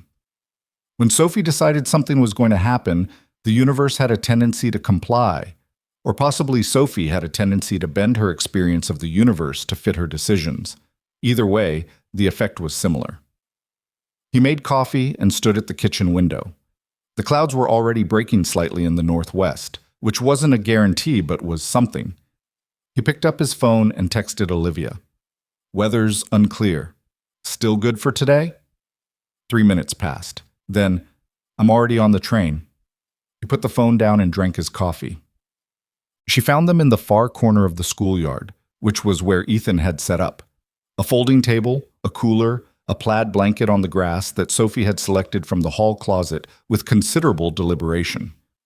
The schoolyard had been transformed in the way that school events transform spaces, imperfectly but with genuine effort. Folding tables with paper tablecloths, a face painting station near the entrance that had already accumulated a line of younger children, a game area where someone had set up ring toss with plastic bottles. Sophie saw Olivia coming through the gate before Ethan did. She stood up from the blanket and waved with both arms, which was not her usual register of greeting, but which the occasion apparently warranted. Olivia waved back. She was in jeans and a light jacket, carrying a canvas bag, and her hair was down, which Ethan had seen maybe twice before, and which was different in a way he noted without making anything of it. She looked like someone who had decided for the afternoon not to be in charge of anything. "You brought food," Sophie said, eyeing the canvas bag with immediate interest. "I wasn't sure what to bring, so I brought a few things," Olivia said. "Probably too many things." "There is no too many things," Sophie said firmly, and reached for the bag. "Sophie," Ethan said. "She can look," Olivia said, and surrendered the bag. Sophie inventoried it with the focus of a customs official. A container of sliced fruit, a box of butter cookies in a tin, a small wedge of something wrapped in paper that turned out to be cheese, and at the bottom, wrapped in a paper bag, a children's book about space that Sophie extracted and held up and stared at. "The Voyager probes," she read from the cover. "Humanity's journey to the edge of the solar system." "I saw it in a bookshop window," Olivia said. "You mentioned the stars on your headband once. I thought, maybe." Sophie looked at the book for a moment, then at Olivia, then at the book again. "I've been wanting to know more about space," she said. "I didn't tell you that." "I know," Olivia said. Sophie held the book to her chest and sat back down on the blanket, which was her version of thank you when she was too moved to say it directly. Ethan caught Olivia's eye over Sophie's head. She looked slightly uncertain, not about the gift, but about whether it had been too much. The way people look when they've done something direct and affectionate and are recalibrating how it landed. "She'll have it memorized by Tuesday," he said. The uncertainty left Olivia's face. The afternoon moved the way good afternoons move, so without you tracking it, without the sense of time as something to be managed. The clouds cleared out by noon and the sun came through properly, and Sophie had been correct about the rain, which Ethan conceded without being asked. Sophie did face painting. She got a small constellation on her left cheek, carefully chosen, consulting the chart the face-painting volunteer had until she found something she recognized. She dragged Olivia to the ring toss, where Olivia landed 2 out of 5 and Sophie landed 4, which Sophie accepted with the composure of a natural competitor who is used to winning but has been told not to make it a thing. Jen and Dan were there with Marcus, and Jen descended on Olivia with the warmth of someone who had already decided they were going to get along, which was Jen's general approach to people she'd pre-approved, and which Olivia navigated with more ease than Ethan had expected, though he wasn't sure why he'd expected anything different. Olivia was a person who was competent in rooms. She just wasn't always in rooms she'd chosen. He watched her talk to Jen from across the yard for a while, both of them laughing at something Marcus had said, and felt something settle in his chest. Not resolution exactly. Life didn't have that kind of resolution, he'd learned that well enough, but something adjacent to it.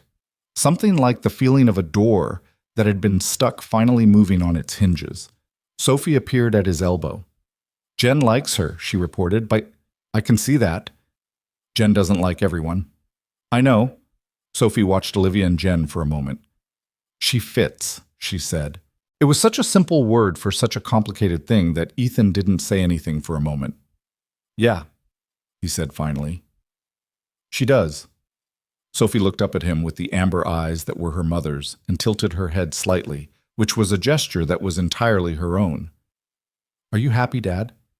He looked at his daughter, 9 years old, constellation on her cheek, standing in a schoolyard with April sun on her face, asking him the question that most adults spent their lives avoiding asking themselves.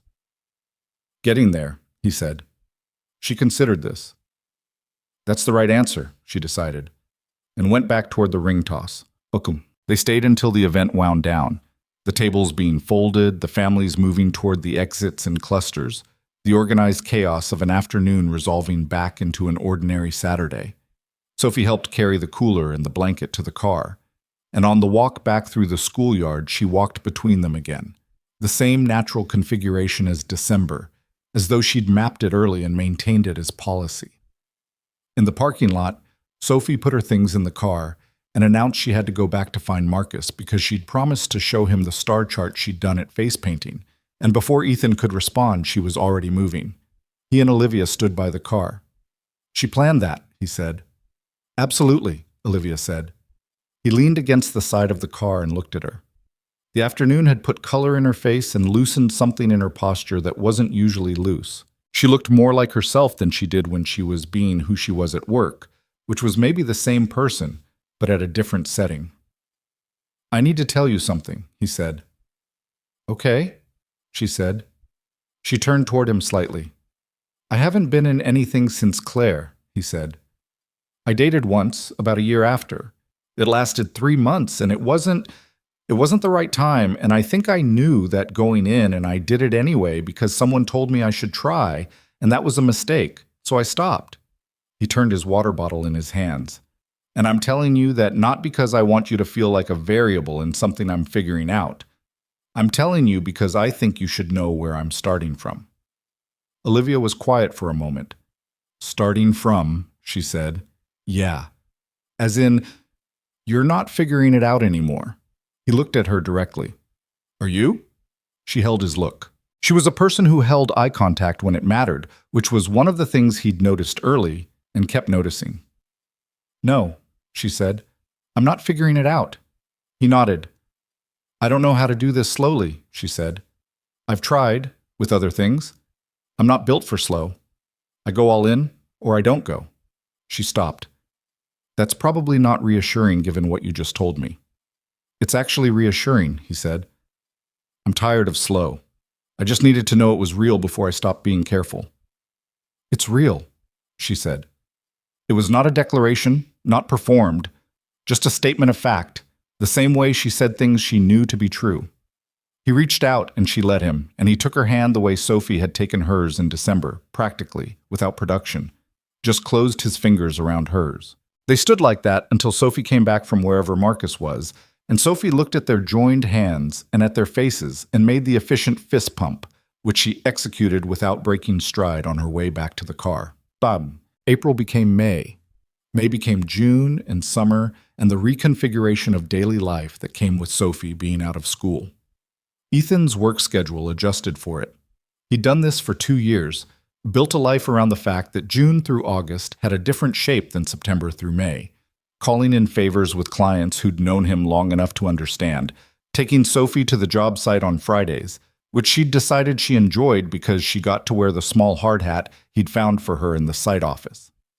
Olivia's schedule didn't simplify the way his did. It wasn't built to simplify.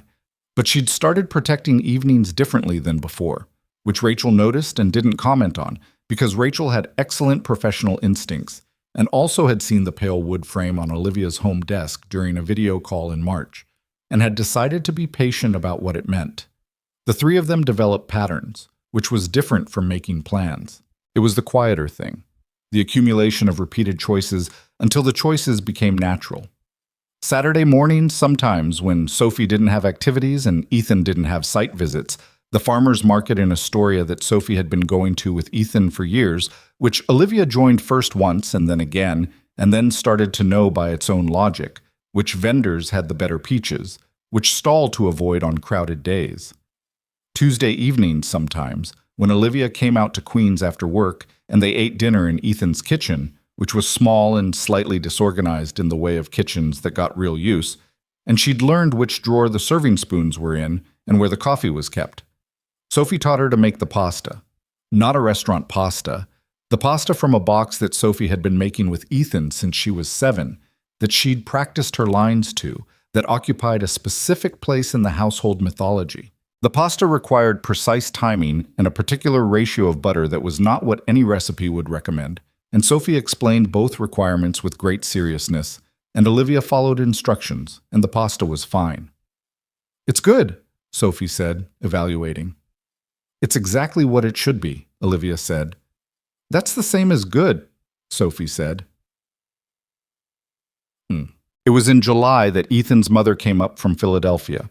Her name was Patricia, and she was 64 and retired from 30 years in hospital administration, and she had the specific quality of a woman who had raised a son alone after a difficult marriage and had developed an accurate and unsentimental read of people in the process.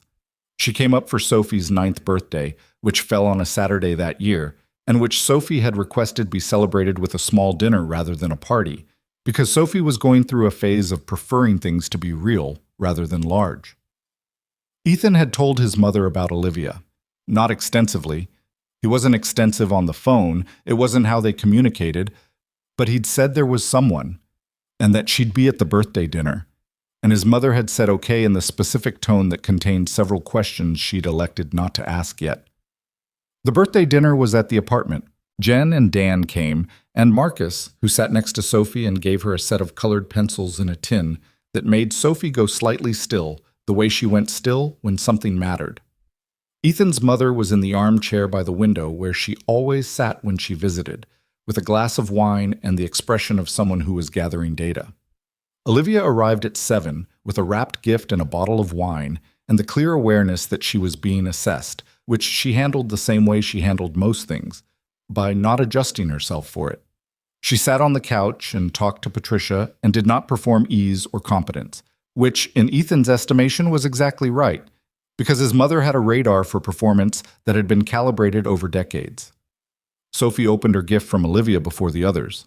It was a telescope, small, functional, a beginner's scope with a good eyepiece, the kind that could actually see the craters on the moon and the moons of Jupiter on a clear night.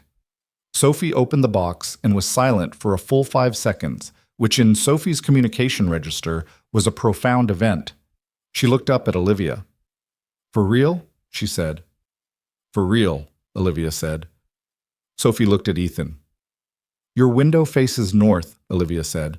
"I checked. The orientation is good for a lot of what's visible this time of year." She checked the apartment's orientation, Sophie told the room. "I wanted to be sure," Olivia said.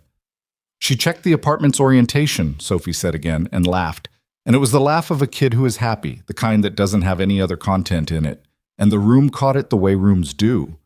Patricia set down her wine glass and looked at Olivia with a new expression. Later, after dinner, after the cake, after Marcus and Jen and Dan had gone, and Sophie had been persuaded to put the telescope down long enough to go to bed with the promise that she could set it up in the morning, Ethan was in the kitchen loading the dishwasher, and his mother appeared in the doorway. She checked the apartment's orientation, Patricia said. "Mom, I'm not teasing, I'm saying—" She stopped. She's careful about what matters to Sophie, not in a calculated way, in a real way. Ethan put a plate in the rack. "Yeah," he said. "She's different from what I pictured." "What did you picture?" Patricia thought about it. "Someone more armored," she said. He looked at his mother. "She's careful," Patricia said. "But she's not armored. There's a difference." She came into the kitchen and set her wine glass on the counter and put her hand briefly on his shoulder, the way she'd done when he was a boy with something he was working through. Claire would have liked her. "Oh," he held the edge of the sink for a second. "I think so too," he said. Patricia patted his shoulder and went back to the living room, and Ethan stood at the sink for a moment and let the evening be what it was. Mom. They had their first real argument in August. It was about the foundation, specifically about a piece in a financial publication that ran a profile of Olivia and included 2 paragraphs about the housing program, framing it in the context of her broader impact investing strategy. The kind of article that got written about people like her regularly, that she'd been doing for years, that she'd participated in without much thought because it was part of the job. Ethan read it on a Tuesday morning before work because someone in his industry network had shared it and he'd clicked without thinking. He read the 2 paragraphs about the housing program and felt something tighten in his chest that he needed some time with before he understood what it was. He called her that evening. "I read the article, he said. She heard something in his voice. "Okay." "The housing program section." A pause. "What about it?" "It talks about the program as a strategic investment, return on capital, measurable outcomes, the way you talk about a portfolio company." "That's how we communicate with a certain audience," she said. "The language." "I know what the language is for," he said. "I'm telling you how it reads." He stopped, tried to find the thing precisely. There are 47 families in that program. 47. And the article reads like they're line items. The silence on the line was different from the usual pauses in their conversations, heavier. "That's not how I see them," she said. "I know it's not. I've watched you for 8 months. I know that's not how you see them." His voice was even, not angry, but direct in a way that he'd learned to let himself be with her. "But it's how you let them be talked about. And those are different things." She didn't respond immediately. "The foundation is announcing a new initiative in October," she said finally. "An annual report that includes case narratives, not identifying information, privacy intact, but real stories. The way the grant actually functioned for actual families. Gil and I have been working on the format for 2 months." He was quiet. "I was going to tell you when it was finalized," she said. "I didn't want to, She stopped. "I didn't want it to seem like I was doing it for you, or for us. I wanted it to be its own thing, for its own reason." He sat with that. He exhaled. "That's a good reason to wait." "I should have told you anyway," she said. "Yeah," he said. "You should have." Another pause, but lighter now. "Are we fighting?" she asked. "We were fighting," he said. "I think we're past it." That was fast. "You were right about most of it. Hard to maintain the position." She made a sound that was nearly a laugh. "You're maddening. I've been told. By Sophie. Frequently." There was a beat of quiet that had warmth in it again. The specific warmth that their silences had started to have, not absence, but presence. "I'm sorry I didn't tell you," she said. "I should trust you with things I'm working on." "You can," he said. "That's what I'm here for." The Foundation's annual report launched in October, and it included 8 case narratives.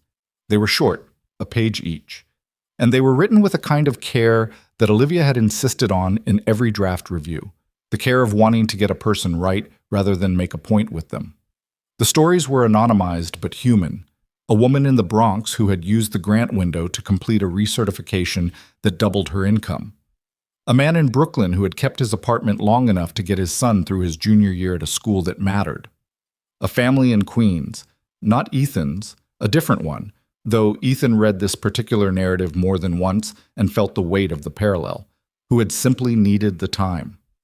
Olivia sent him a copy of the report on the day it went public. He read it at the kitchen table on a Sunday morning while Sophie was still asleep, with coffee. He read it slowly. When he finished, he sat for a while and didn't do anything else. Then he texted her, "It's right. You got it right." Her reply came quickly. "Gil wrote most of it." He texted back, "Gil knows what you needed it to be. You taught him that." A longer pause. Then, "Maybe." He could picture her at her desk in the morning light, with the drawing in its pale frame to the left of her laptop. He could picture it clearly because he'd been in that room now, had sat in the chair across from her desk on an evening in September when Sophie was at a sleepover, and he'd come over and they'd ordered food and talked until midnight, and he'd seen the drawing in its frame and understood that it had been there for almost a year, and that she'd looked at it almost every day. He'd looked at it too, that evening. From across the room while she was on the phone briefly, he'd looked at it, the yellow door, the 2 figures, the careful letters, and felt the specific feeling of being inside something you'd set in motion without knowing you were setting it in motion. He'd put a folded piece of paper in his daughter's hope in front of a stranger in a restaurant, and the stranger had taken both seriously, and here he was. The anniversary of Claire's death fell in November, as it always did. The second week, a Wednesday that year, and Ethan had long since stopped trying to manage it in advance. The grief didn't arrive on schedule. It arrived when it arrived, sometimes before the day, and sometimes after. Sometimes on a completely different day, in a completely different month, when something small and sideways would crack it open. This year, it arrived the Sunday before, when he found, while reorganizing Sophie's bookshelf to make room for the space books that had multiplied, a copy of a picture book that Claire had read to Sophie every night for almost a year when she was 3. The cover was worn soft with handling. There was a water stain on the back from something that had happened years ago that he couldn't remember. He sat on Sophie's bedroom floor for a while. Sophie was in the living room. She came looking for him after a few minutes and found him on the floor with the book, and sat down next to him without asking anything. "The blue one," she said. She meant the book's cover. "Yeah." "Mom did the voices," Sophie said. "She did. The rabbit had a high voice and the fox had a low one, and the bird was somewhere in the middle." He looked at his daughter, 9 years old, sitting on her bedroom floor, remembering the voices her mother did for characters in a picture book, keeping them alive in the specific, detailed way that love makes us keepers of the small things. "She was good at voices," he said.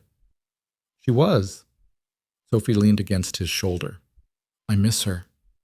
"I know, me too." "But I'm okay," Sophie said. It was not something she was saying for his benefit. It was a report. "I want you to know I'm okay." "I know you are," he said. "That doesn't mean you can't miss her." "Both things," Sophie said. "Both things," he agreed. They sat there on the bedroom floor for a while, and then Sophie said she was hungry, and they got up and went to the kitchen. He told Olivia on the phone that night. Not the whole of it. The whole of it was his and Sophie's and didn't need to be explained. But he told her he'd had a hard afternoon, and she listened in the way she'd learned to listen, without filling the space or managing it, just there. "Do you want company?" she asked. "Not tonight," he said. "Tonight I'm okay with it being ours." "Okay," she said. "Thank you for asking. You would have done the same." He would have. He knew that. It was part of what had been accumulating since November of the previous year. The knowledge that they would do for each other. Not just the easy things, but the harder ones. The staying in the room things. "I'll call you tomorrow," he said. "I'll be here," she said. Son. By the time December came around again, their December, the 1-year mark of the winter show and the ice cream shop and the hand-holding on the sidewalk in Astoria, things had settled into something that wasn't a new beginning anymore. It was just a life. The ordinary, imperfect, daily life of people who had found their way into each other's orbits and decided to stay. It didn't look like anyone's version of a love story. There was no grand gesture, no cinematic moment of arrival. There was a 9-year-old who set her telescope up on the fire escape on clear nights with a star chart she'd committed to memory, reporting back on what she found to 2 adults who sat at the kitchen table and listened. There was a man who had learned that getting better wasn't the same as getting over it, and that both things could be true without canceling each other out. There was a woman who had hung a child's drawing on the wall of her home office and found that it changed the room. Not because it was art, but because it was evidence. Evidence that the things you do from behind a desk, from behind a budget line, from behind the remove of institutional decision-making, reach actual people in actual apartments who carry the impact of your choices in their lives long after you've moved on to the next document. On the Saturday before Christmas, they went back to the ice cream shop. All 3 of them, because Sophie had announced in October that it was going to be a tradition, and traditions required repetition, and she was going to enforce this. It was cold.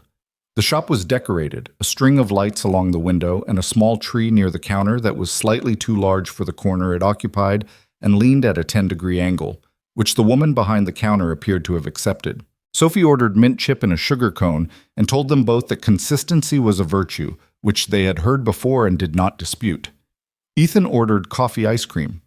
Olivia ordered honey lavender, and Sophie looked at her and shook her head in the fond, resigned way she'd been shaking her head at this choice for a year.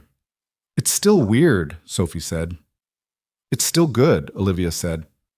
Both things, Sophie said, which was a phrase she'd picked up from somewhere and deployed regularly. Both things, Olivia agreed.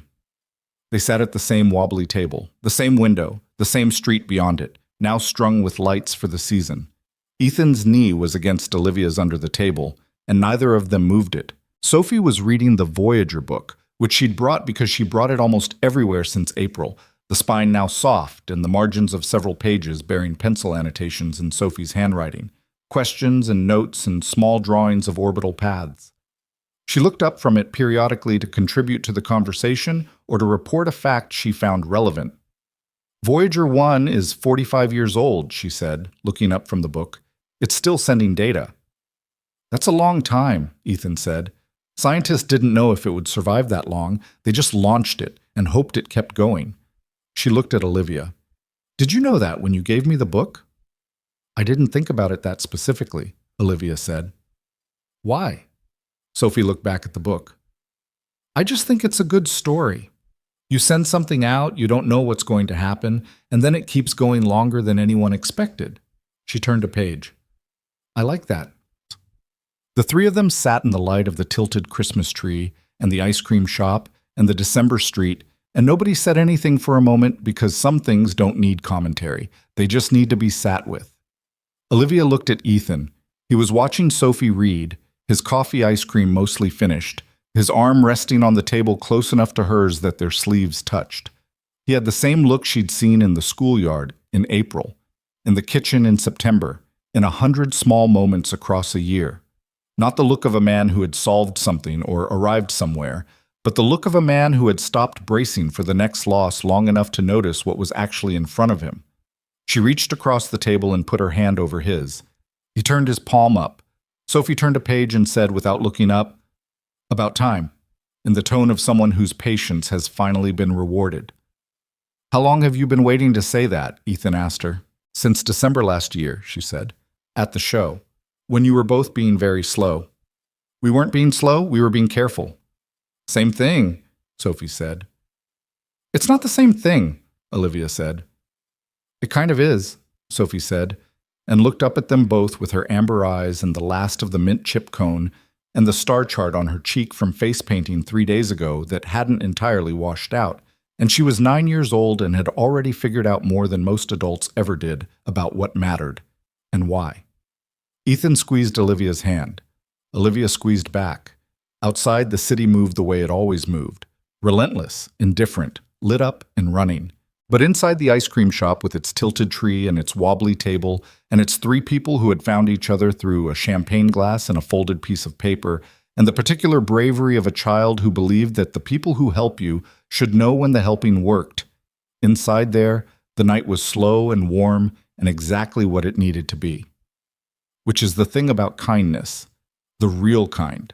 Not the kind you perform for an audience or document in an annual report, but the kind you extend in an unguarded moment to a stranger who needs it, without knowing where it will go or what it will become, or whether anyone will ever find their way back to tell you. You don't always get the drawing. You don't always get the dinner, the phone call, the hand across the table, the child's voice reporting facts about distant probes still sending signals across decades of empty space. Most of the time, you just do the thing, and it disappears into the world, and you never know. But sometimes, not always, not even often, but sometimes, something finds its way back.